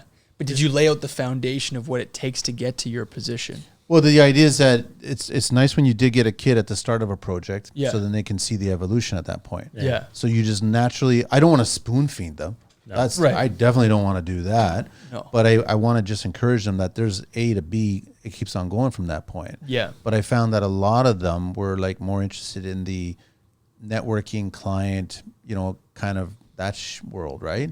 The glitz and the glam. Is there an avenue where it becomes business owners now, construction owners now, have to change to accommodate these people in order to move forward? Do you think that'll become a thing? In what respect? Like it's Like, am I going to have to just start accepting that these people need to learn things from a phone or a computer, and I'm gearing business towards that? Is that going to become a thing? I just it goes back to the what you just said about how you don't ever think, and I agree with you, a tradesperson ever is going to be replaced by a robot. But I guess it's more of their ways of learning. Do we have to adapt to their ways of learning to get to the end of apprenticeship now? Like, do we need to restructure that I think we need to whole work system? together. I think what's going to happen, I think there's kids right now that are sitting down, not on a job site, in front of a computer, trying to figure out how a crew of masons needs 40 hours to pull off a scope, and that kid is trying to figure out how to do it in 20 hours and make the same amount of money, which means more profit. That's what these kids are figuring out. So, but they need us as much as we need them. Yeah, that I kid agree. doesn't know how to get the mason, the mortar boards, all that shit. They need us to explain to them how to do that. But then we need them to explain to us, how do we make our crew that has been doing it for 40 hours to do it in 20 hours? Yeah. How do we do that? So we both need each other. Right. That's where I go back to the mentoring. Yeah. So the old could teach how it circle. was done, and the young could teach how it could be done. There's value in both of us, right? And that keeps the younger staying in the game longer, building really successful businesses, eventually selling out the business and moving on to a different segment of something or whatever. But is that mentor going to teach them the business, or is that mentor just going to teach them the skill? Depends on which mentor it is, right? So it's, I mean, if you get a successful mentor that's done really well and they've built a successful business and now it's been handed off to a family member or someone's bought into it and taken it from them that way, then they can teach the business side of that thing. Like it's, I've had Bob Peel in here, who's the founder of Brafasco, right? And he's the one that, he's not the founder, his dad and his uncle are the ones that founded it, but then he's the one that actually, as a young kid, took it to a different level. He started taking it to a huge amount of franchises, and he started taking it to, at the time, digitally, so to speak, right? And then eventually being sold to a huge corporation like Home Depot, right? So he had a lot of interesting ideas. And nowadays what he does is, because he's retired, but he mentors people. Yeah. He comes across people in networking events, and he was like, okay, I'll help you with your business. I'll give you some guidance here, right? And that's what he's doing. He's not there to spoon feed everything. He's just there to show you what the potential is. But he definitely wants you to make the run. Yeah. Yeah. What about an or go ahead. No, go ahead. What about an advisory board? Because I know that there's a number of companies out there that have advisory boards, right? Who's designing that board? Well, it doesn't have to be very formal or stuffy whatsoever. It could be a round table discussion once a month where that business owner gets together three great minds in the construction industry that he can then use as resources. We started doing that. I mean, the roundtables that we've been doing on the show those are here, great. they're basically that. Where it's like we've done 12 or 13 of them now. Right. I want to continue doing that. For whatever reason, I've tried to get the schools in here. Yeah. So I don't know what the fuck is going on with them. Like, Are they hesitant? Or they just refuse? I think there was some of the teachers that are at the schools, and I'll speak specifically about George Brown. I think there's rules regarding what they can say as a representative of George Brown. And I'm like, well, I don't give a fuck about that. Like, I'm not inviting your lawyer here. Yeah. I just want to have a conversation where you have the mindset of the kids that are in the classroom. So I want to get your perspective from the kids. Yeah. But I've got the mindset of trades that are older that are either in or out of the construction industry, and the kids want to ask them the questions. I want to create a playground that they can ask a stupid question and not feel like they're asking a stupid question. Yeah. So if I could do that one at a time, where it's 4 people in here, 2 older, 2 younger, 1 older, 3 younger, whatever. Like, it makes no sense to have 3 older and 1 younger. But I mean, just keep on having this playground where they can go, I've got a question to ask you, old guy. And then I'll go, well, this is my day. This is what we did. I want you to succeed with that, because that's what we need. I totally agree. I think they're helping. I think a lot, I've gotten by the feedback, I've had a lot of positive feedback on the roundtables.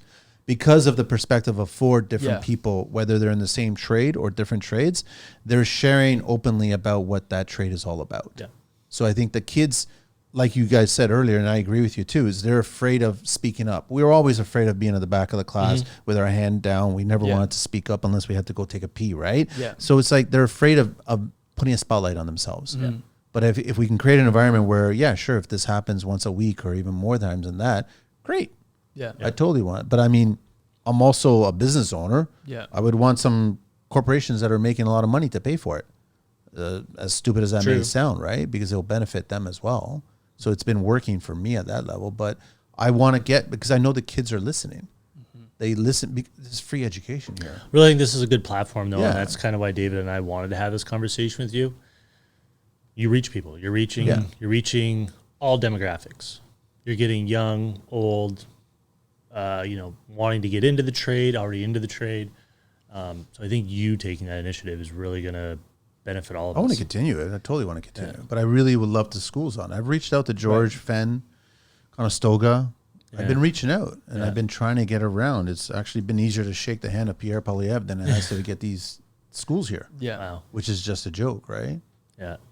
Yeah. So And that's kind of where I've taken my own analysis and pinpointed the issue up to now is just whatever knowledge these individuals are coming out of school with just seems to be skewed a little bit.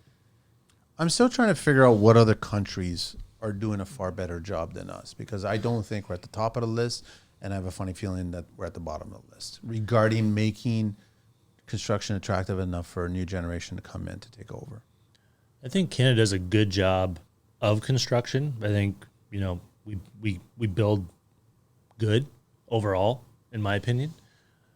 100% agree, though. I don't think we're doing a good job of continuing to keep that alive. So here's the major problem I have with Canada and just construction projects in general. I think you guys probably saw recently how, even though I was told not to call her a moron, the moron mayor of Toronto has agreed with the premier that all of the construction infrastructure for roadways, 50% of it is going to go towards the Gardner rehabilitation, right? So what's that going to do now is that all of the roadways outside of the Gardner are going to be left. They don't exist. Well, they're going to be left by the wayside, so they're going to start to fall apart, right? Because they had funding that takes care of all of the roadways, right? Huge mistake. My problem is that Canada has the opportunity to start creating projects here, construction-wise, that will make it attractive to younger generations to work on. Yeah. What project can you think of in Canada that was mind-boggling, amazing, that I want to have a hand on and work on? Like, what project can you? We got one in Windsor right now. We got a battery plant. You got the battery plant, but And the bridge. Yeah, the Gordie Howe Bridge. Gordie Howe Bridge. We have a brand new international bridge crossing. so the battery plant is being funded by taxpayer dollars to the tune of $15 billion. I want to see a job move unrealistically fast.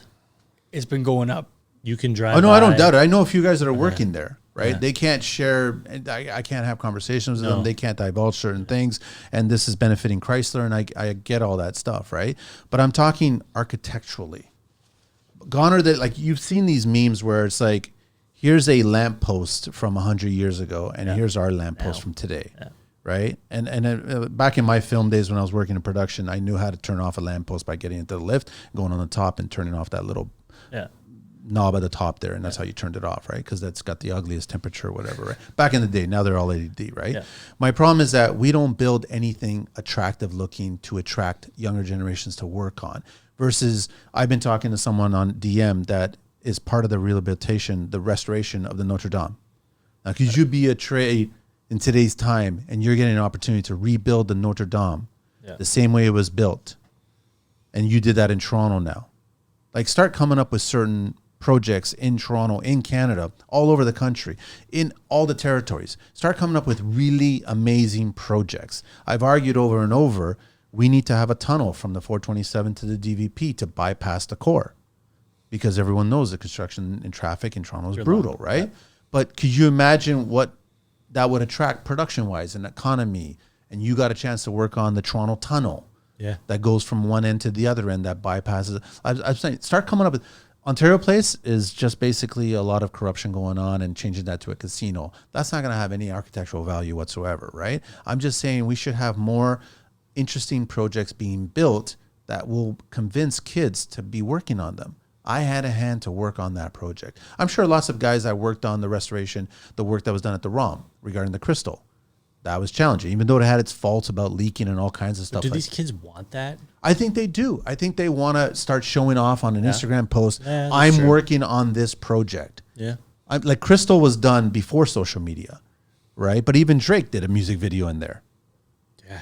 I mean, So I'm like, that's something. You wouldn't go into any one of the towers that are being built around Yorkdale or Sherway or the Spadina core, you don't hear of Drake or any artist going in there going, let's shoot a video in there. Yeah, no, you're not. Yeah. But if you build certain structures a certain way, like lots of like Sydney, like you can think of any other big cities out there, and there's lots of structures that I'm sure tradespeople were proud that they worked on. Still talking about. They still talk about it. I have those. I mean, I have a bunch of those. Ironworkers from all over North America, U.S. and Canada, worked on the CN Tower. They also got a chance to work on the World Trade Center. They also got a chance to work on the Sears Tower.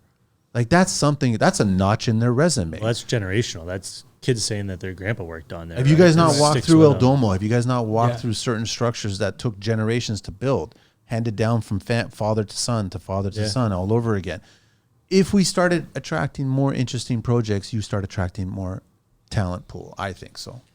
Even just in old Montreal, some of the buildings down there. But I was also looking at the ceiling of a cathedral the other day in Montreal, and I thought to myself, how much would it cost to do this again?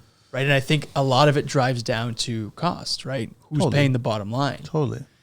And, you know, these extraordinary buildings. A battery plant. Yeah. Tax dollars, 15 billion tax dollars going to a battery plant. But unless there's any utility with the building that comes with it, the money won't necessarily be invested into it. A tunnel that goes from the 427 to the DVP. That's got a ton of utility for sure. Middle of the night, you get all kinds of productions going in there and shooting it. I'll tell you right now, Tom Cruise will come out of retirement and start doing Mission Impossible 10, and he'll shoot it in the Toronto Tunnel. Yeah. Just for that sake. And then just the value that we would get as a result of that. Yeah. It would pay for itself. So I'm like, architects need to step up. I think politicians need to get the corruption card out of the game and just focus on how do we build something really interesting. Yeah. I'm sure that when CN Tower was introduced. With value, right? Like, let's not just go building battery plants in hopes that it works. We need to build things that we know we need, but can still be cool. Can still be great projects, right? I 100% agree with you. There's Estonia. Estonia's, I'm going to get this mistaken. I think Estonia's consulate building is being built just off of Bloor Street, and just west of, I think, Avenue. And it's an interesting looking building. And that's Estonia's consulate building.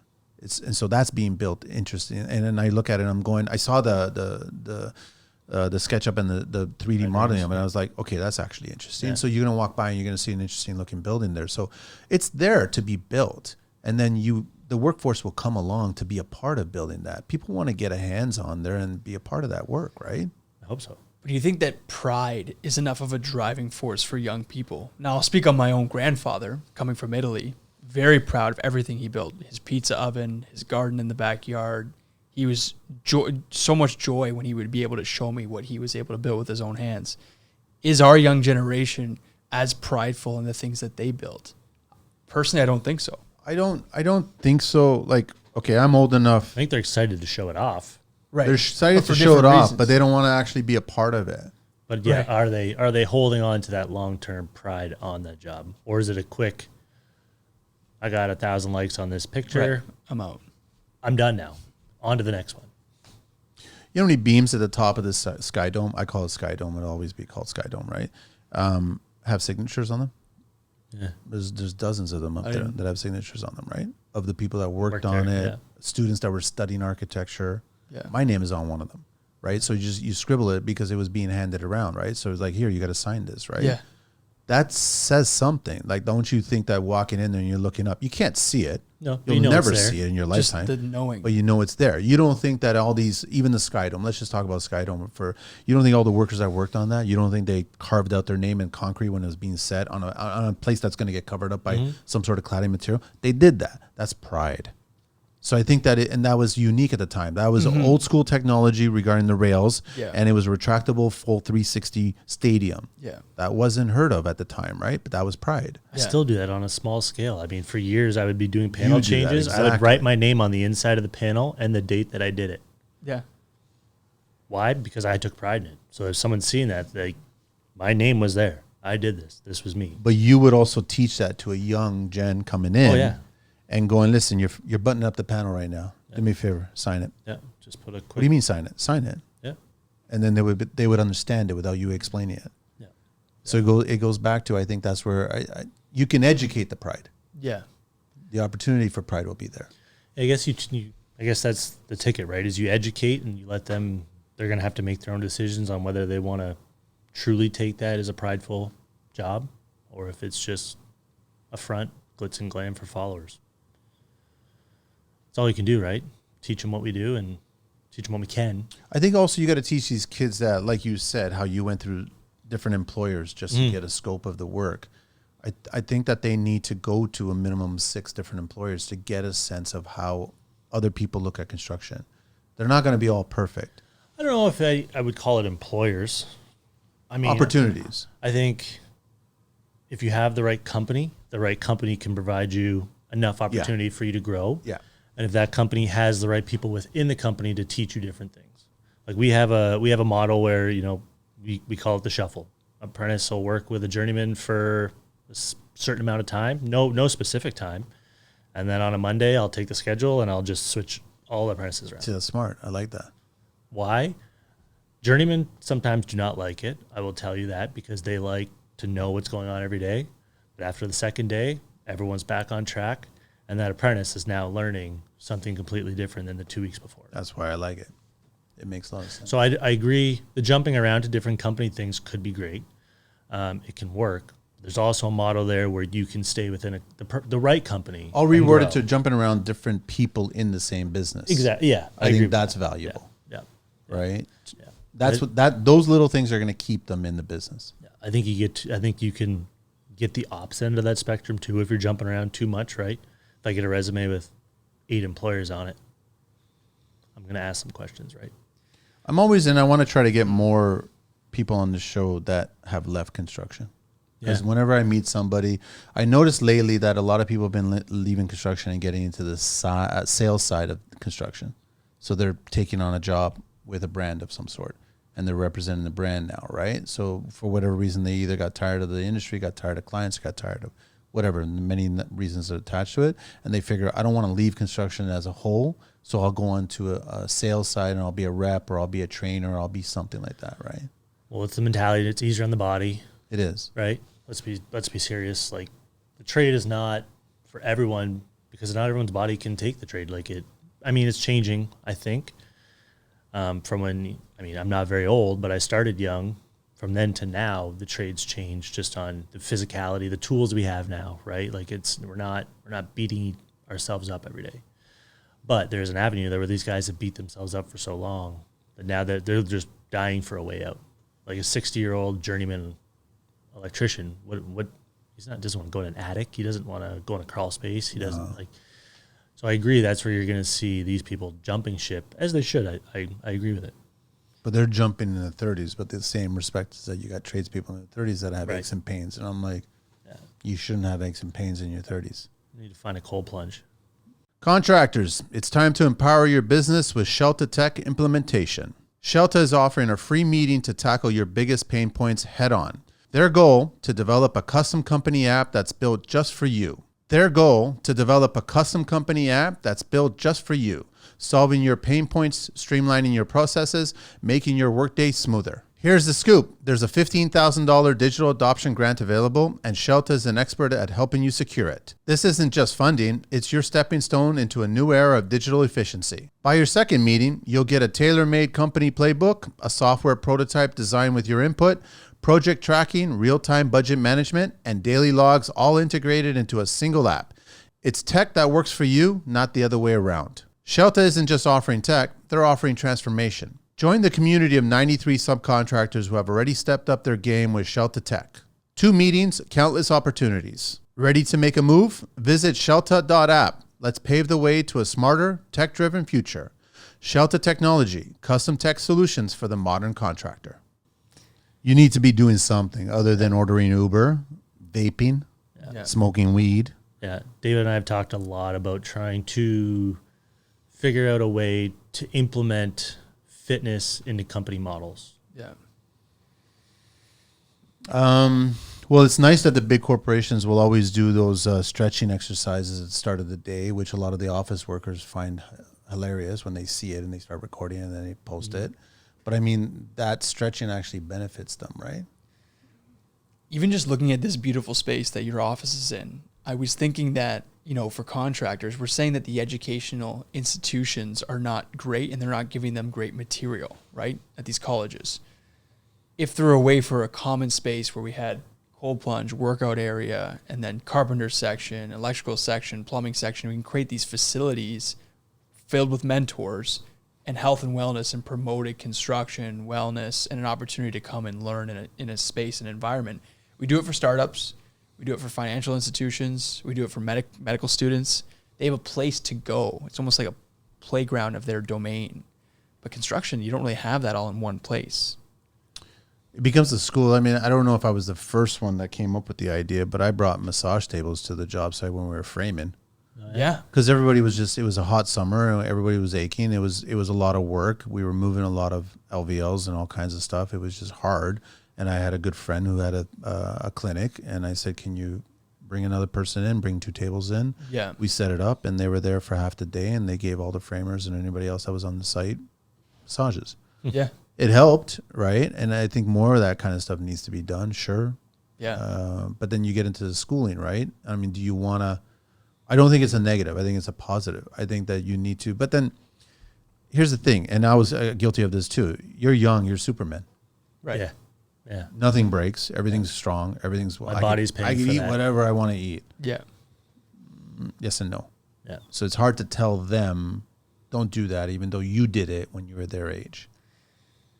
Wellness is a big thing right now. As you Huge. probably know, everyone, Huge. the cold plunging, the sauna therapy, fasting, those sort of things. I think it's a very relevant topic. And I think industries need to recognize that if they start to provide opportunities for wellness within their industry, you'll have more applicants towards those type of jobs. So here's the thing about wellness is and I've been doing this for over a year now, where I only eat in the evening. Right.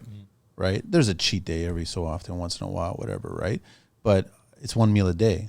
Like you just learn from studying other people and figuring out what's going on. But then I've been doing the fasting 7-day water fast probably for like the last 7 or 8 years I've been doing it. Yeah. Usually right after New Year's. Yeah. Fair. Just whatever. New Year, new Manny. Well, no, not New Year, new Manny. Maybe Manny just drank a little bit too much Yeah. or whatever, and it's just like, okay, he's feeling a little sluggish or Yeah. something like that. Yeah. And it's just, if anybody's ever done it, the first thing they say is go see your physician and shit like that. And I'm like, yeah, you don't need to see a physician. You just gotta. It's a mental thing.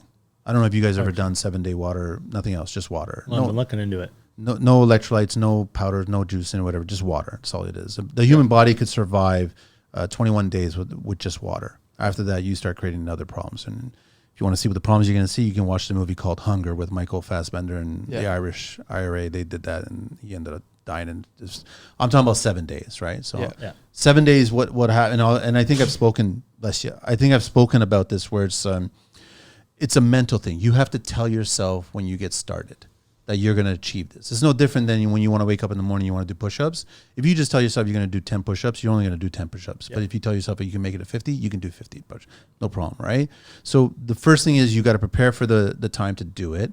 Ideally start on a Thursday or Friday, right? So then you can go ramp up over the weekend, and then all of a sudden the week starts and you're at the very end of it, right? Yeah. It works faster that way, right? Because then the weekends always move a lot faster. Sometimes you want to end it on the weekend because then it'll just ramp up faster as well. Find your ideal time. A lot of people say do 3 days, maybe work your way to 5 days, then get to 7 days. Some craziness, they'll do 9 days, 11 days. I was like, I've never gone to that point. But once a year, I'll do the 7 days. I prepare myself. I have no problem whatsoever. First day, it's nothing. Like the days come and gone, doesn't matter. Second day is the exact same thing. Third day, you're starting to feel a little hungry. You're getting tired of the taste of water, right? It sucks. By the 4th day, you're starting to feel weak. And if you're in the trades, you got to be conscious of this as well too. By the 4th day, you're going to start to see yourself a little more fatigued.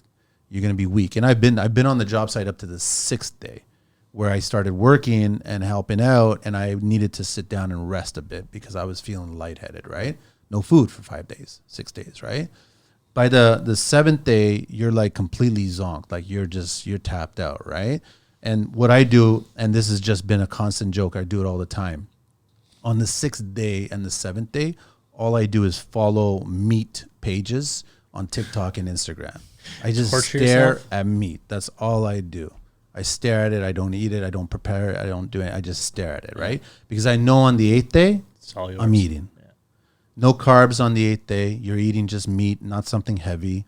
And it's up to you. You can eat veggies. You can do whatever you want. But whatever you eat and you throw in your mouth for the very first time, you will taste every piece of whatever's in there. You'll taste every spice that's in there. You'll taste, like your taste buds are completely blank. Changed. Yeah. Wow. Right? And so the first time I ever did it, I lost like 23 pounds, right? Yeah, you lose a lot. It's always been around 17, 18 pounds that you always lose, right? And then you want to slowly get back into things. Your stomach will be filled a lot faster because it's shrunken at that point. But what I love about it, and anybody can look this up, right? You're repairing anything that's broken in your body. I think Dana White just made it popular. He was just talking about the one. Yeah, he was did. talking about the 86 hour, right? Yeah. So he was talking about that. I saw Schwarzenegger. I mean, I'm a kid of Schwarzenegger, so I've got his encyclopedia, and he always knew that he was being told by his trainers, don't eat anything in the morning, because that blood is going to your gut and it's taking energy away, and that's why you feel so tired when you eat a big meal and stuff like that. So you have to be careful. That's why a lot of people start eating just once in the afternoon. Depends on what you are and who you do, but I'm talking about as a tradesperson. Yeah. And I bring this up because the way you want to change that mindset is first you're going to have to get rid of the food truck. Yeah. The food truck will eventually die probably in my lifetime. Do you think we've improved up to this point, say in the last 10 years with trades and physical health? Do you think we've gotten better? I think we've gotten better and worse at the same time. Oh, yeah. So you guys know about blue zones? Yes. Okay, so there's 5 key locations around the world: Greece, Italy, Japan, California. What's the other one? Sardinia. Sardinia is the Italian one. Yeah. Greece. I'm trying to think of Japan. There's one. I can't remember the last one. Just read it up, look it up. Right. So it's funny how Japan for the longest while had the highest amount of people living the longest. Yes, most 100-year-olds. But they're also the fastest obesity growing country. So all the Western food is coming into Japan now and not being consumed by the older people, being consumed by the younger people, and they're just becoming obese. We all know that America is an obese nation, right? Canada is fast behind it, right? So that's why I say it's getting worse. And because you got Uber Eats, you got the food trucks, you got vaping, you got Tim Hortons. The amount of times I've had calls with tradespeople on the phone as they're starting their day and they're going through the Tim Hortons drive-thru and going, give me a double-double, give me a triple-triple, give me a bagel, cream cheese, give me dick. I'm like, this is all garbage. Why are you fucking eating all this crap?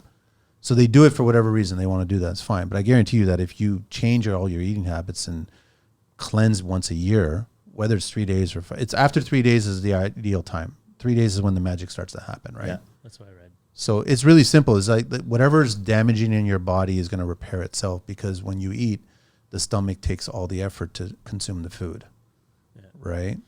Yeah. So it does work. It's worked for me, and I don't preach it to anybody. I would say you just do it all you want. But I also juice too, right? A friend of mine got me on juices like 3 years ago. So raw ginger, raw carrot, raw celery, raw beets. Yeah, I do the ginger in the morning. Yeah, ginger in the morning with water with lemon. Yeah. I do the tastes like shit. I do the beets. Love the beets. Beets are great, except it stains everything. Yeah, stains everything. But the beets are like, I was having a few years back insulin resistance problem, and then I was like certain things were happening. I was like, what the fuck? I can't lose weight. What's going on here? And then I started realizing I looked into it. Beets. Yeah. I started consuming beets. Yeah. Completely changed it. Yeah, beets is a superfood. Yeah. When I was competing, I would drink beet juice in between games, before games. Yeah. I find it kind of sweet.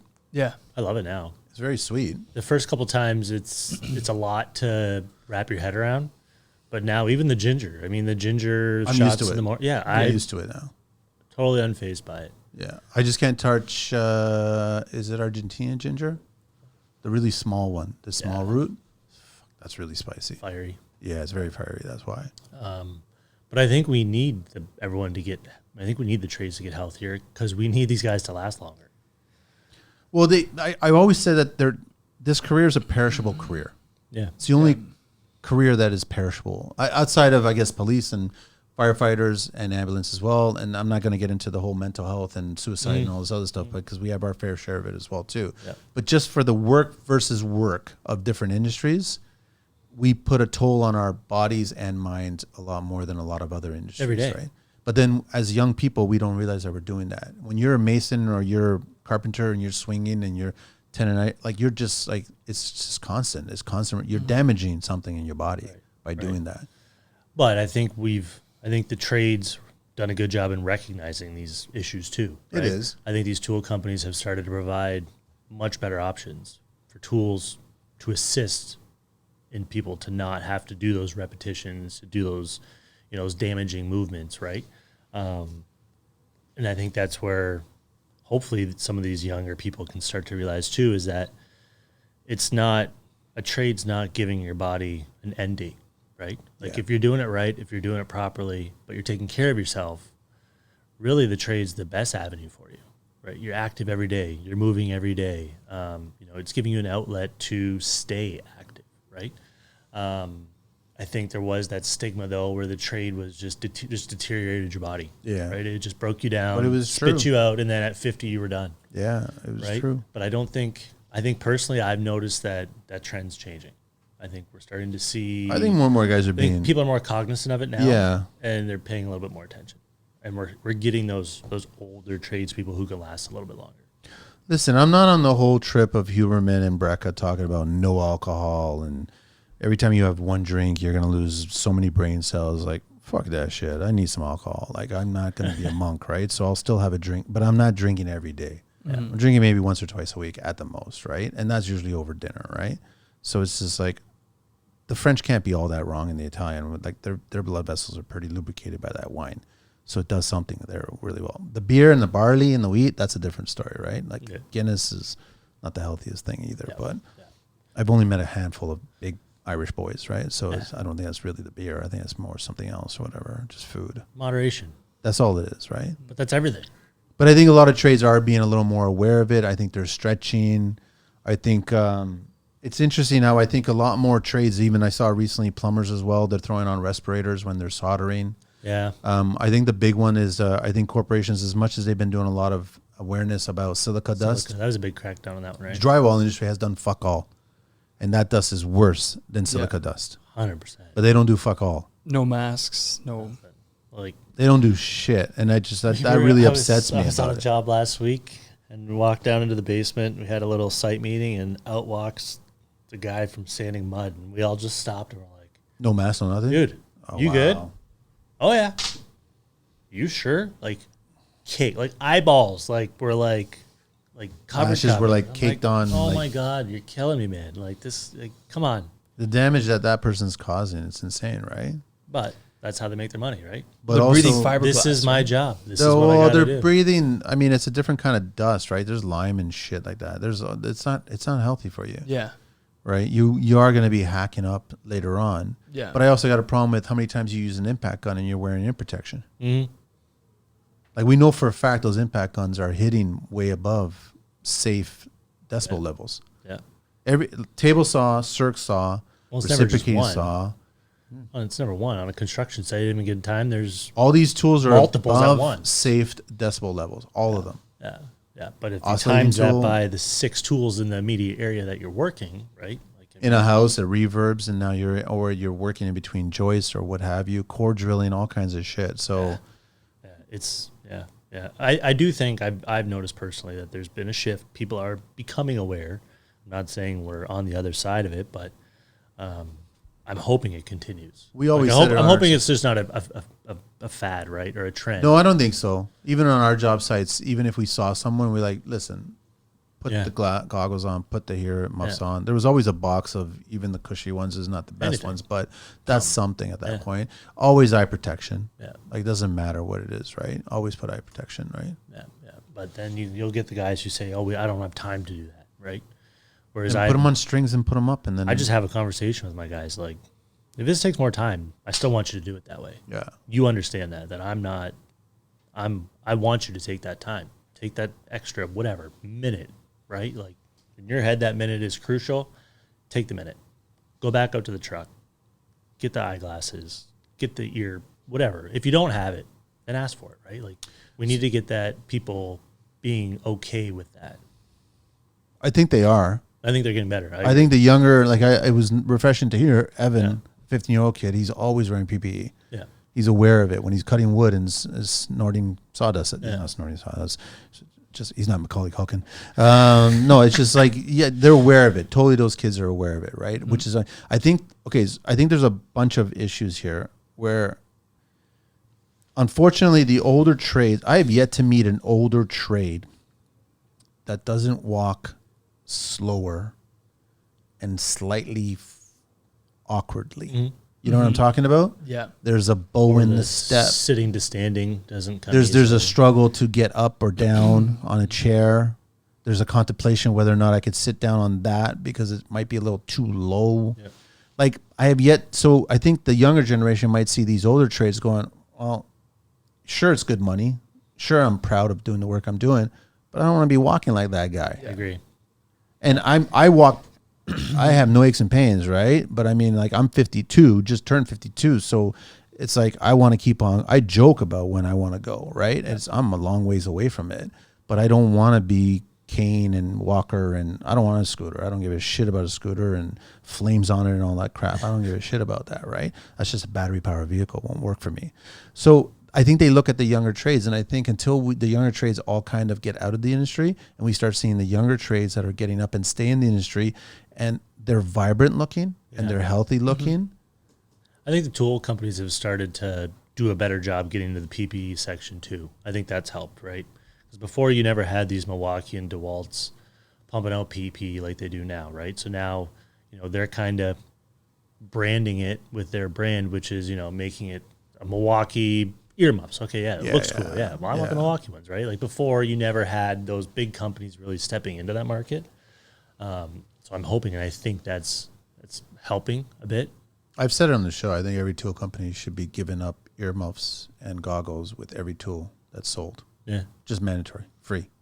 They won't do it though. Yeah, just have a little slot in the box. And there you go. Yeah, like you should be flooded with them really in work vehicles, job sites. Like you should have an overabundance. If you're a kid in the industry and you're coming along, just take a blend tour with any brand that you want, and you'll get your earplugs and you'll get your safety goggles, no problem, because they hand them out and don't give them back at the end of the tour. That's as simple as that, right? So yeah, no, absolutely. Well, it's changing, I think, but I'm just hoping it's just again not a trend. I'm hoping it's here to stay. So what are the majority of people saying is going to happen if you survive to 25 and all of a sudden 25 we start seeing like more leaving the industry? Yeah. And then not enough coming into the industry, because the ratio is 2 to 1 right now. For every 2 leaving, only one's coming in. Yeah. So what's going to happen in 25, 26? I don't know. Is it going to make, pump myself, but companies like myself more needed? Like, am I going to be better, or is it going to affect all of us? I think what's going to happen is going to be a major slowdown in construction. Yeah. You think that's going to be due to the fact that there's just people not to do the work? I don't think it's even beyond that. People to do the work, but even the people behind the scenes aren't going to be there either. Yeah.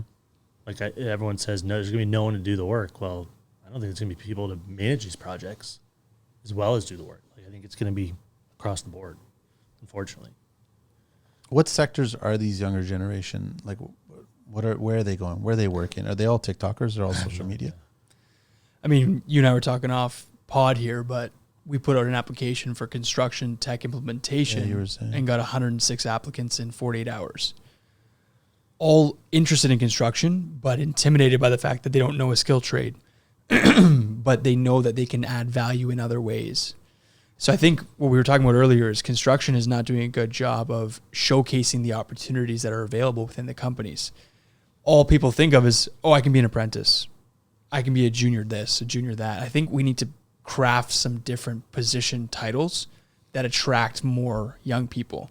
Like, hey, you can be a junior project manager that learns from a project manager, or you can be a junior estimator that learns, if you're good with accounting and financials, you can learn to estimate.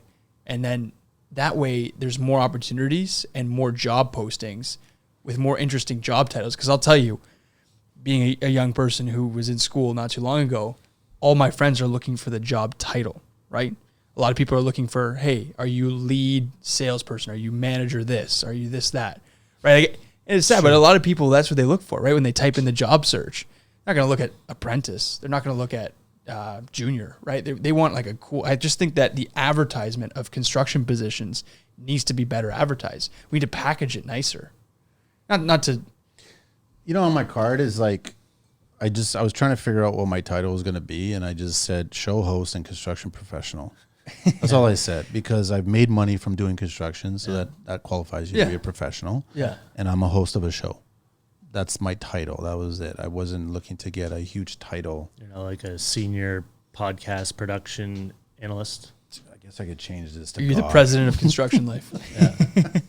No, but you don't. I know what you're talking about. That's what that goes back to. They want to have they want to be privy of the conversation with the clients. Yeah. It's too soon. Yeah. It's too soon, right? Like you got to wait. You got to get some bumps and bruises, right? I think I'd like more of them to start speaking up too.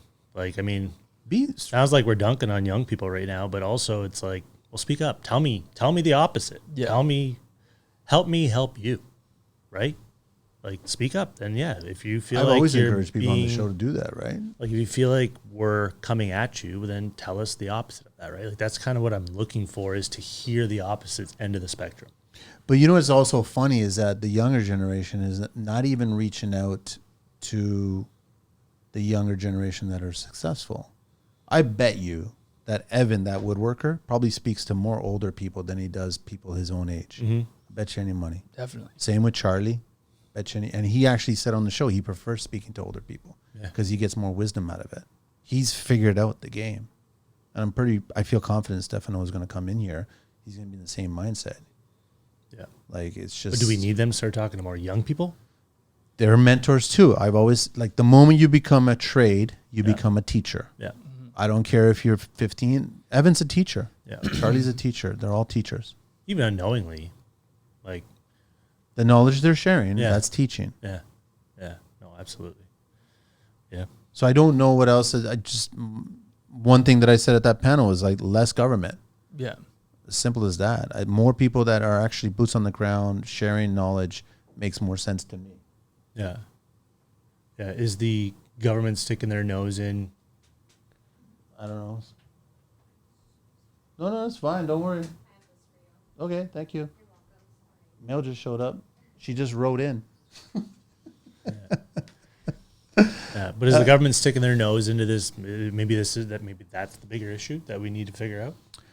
Government sticks their nose into anything that creates a soundbite. Right. So we need more homes. Soundbite. We have a labor shortage. Soundbite. We need more homes, but we need. But there's no solution. More viable way to afford. afford. Yeah, there's no soundbite attached to those soundbites, right? Yeah. Need more homes. Interest rates are also rising. So. Yeah, like. I think it should be mandatory that if you want to create a soundbite, you have to have a solution attached to the soundbite. Agreed. It has to be a justifiable solution too.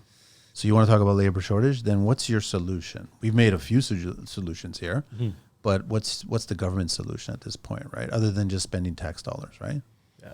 Even just building permits. The number of developments in Toronto that are on pause right now, or construction loan interest rates. Why has that whole process not been streamlined, especially after the pandemic years where it's just digital? It should just stay digital and should be like Zoom calls with inspectors doing it from their office, and you're walking around the job site. So they don't have to drive through the worst city ever with traffic. Yeah. And they can go to probably twice as many, if not 3 times as many job sites to sign off. ESA is another. I know he's listening. They listen. So like they're getting to 2 jobs a day. Actually, ESA has started to recognize that, at least, right? Yeah. They've heard that issue. They understand that issue, and they're at least working towards coming up with some type of remedy for that issue. Building permits. I mean, I don't deal with them firsthand, but everything I hear is that that's just archaic. Yeah. I mean, shout out to iGuide, but they would be a great alternative for building inspectors to go around a building and use iGuide to get their data. it's not a bad idea, right? Like, ESA inspectors is like having a drinking problem and having the conversation at the bar. It doesn't make any sense, man. Yeah, I mean, I can't. That's for you, Simon. I can't knock on them, right? Like I get along with them all. I get it. I can knock on them. But yeah. I mean, that's something like that's going to have to happen eventually if they want building to happen at the pace that they want. It would speed up if iGuide actually partnered with the city or partnered with OBC. Yeah. And it would do really well. Yeah. It makes a lot of sense to me, right? Just start streamlining a lot of stuff. Makes sense to us though, because we're construction people. Yes. Right. We see where the faults are and where there's possible efficiencies. So let's just contribute to it, right? Absolutely. Yeah. What time? I don't have the clock. So what time is it? Almost 150. 150? Shit. Okay, we got to wrap it up. Okay. It's been great, Manny. No, this has been good. This has been. How this about has some been- calls to action for young people? I think, like you said, I don't know if it was earlier or the other Yeah. show. I think young trades should tell themselves every day they're going to DM somebody Yeah. and contact, and just at first compliment the respectful work that they presented, Yeah. not the Kardashian construction. Yeah. The sexy looking panel, the sexy looking trap seal primer, shit like that. Things that will stimulate a conversation with that person that you're reaching out to. Yeah. So just compliment them and then let that person get back at you and go, thank you so much. And do you want to know a little bit more about this panel? Like, just start. I guarantee you they'll come back with a question. Yeah. And that'll start a conversation. Now you're just speaking to someone that's a complete stranger, and do that 5 times a day and do that 5 times a week. I mean, I'm part of a few young entrepreneurial forums, and they're invite-only forums that you get accepted to, but then you can post discussion panels, and people can comment on those forums. The Construction Life could be a potential forum, and I know I would sign up for it Yeah, for sure. to answer and respond and connect with other people. We just tested. We're going to test it again. So phone-ins. I want to start doing phone-ins, live phone-ins, right? So I want to mess around with that because I think they'll be a little more engaged that way instead of being nervous about trying to be in the seat here. They could be on a phone on the other line there calling us, right? Asking a question of somebody that's in the studio, Yeah. right? No, I so think if I bring the right person in, right? Yeah, you've set up the proper network Yeah. to make change, I think. Yeah. And I appreciate that. Yeah. Thank you, man. Yeah. Well, it's been a long haul, right? So I'm not done yet. Nope. Don't put me out the pasture just yet, man. Nope. All right, David and Keith. Who wants to go? Scelta. Okay. www.scelta.app and 226-387-6758 and DM at scelta.ca and scelta.app and then on LinkedIn and then Keith Young, Young Electrical Services, www.youngelectricalservicesltd.ca. Keith at Young Electrical Services. No, Young Keith Electric. at youngelectricltd.ca. Why didn't you add the services on the email? It's too long. Straight, yeah, it's throwing me off. That's why. Keith at youngelectricltd.ca and then on Instagram, youngelectric_, and on LinkedIn and also the YouTube channel, Young Electric. How many videos you got on there? How many many videos videos? we got? 5? Yeah. Yeah. It's young. It's young. Literally and figuratively. But no, I'm hoping that becomes an avenue to kind of people to lean on what we're talking about, to have that inside look is the goal, right? I don't want to show you, ooh, look at me, I'm doing cool jobs. I want to show you that, yeah, I am doing cool can jobs. do that. I want to show you that, Yeah, but you also I want to show you what's the Do backside. cool the job inside. Fridays or something like that. So every Friday you show a cool job, but the Yeah, rest so of it that's- you show the truth, right? That's the goal that That's Avery and I are trying to work towards. Yeah. So I like pages like that. I like content like that. I don't like Kardashian construction, right? Can't stand it. So thanks, guys. Cool. Appreciate Thanks, it. Manny. Thank you, man. We're out of Appreciate here.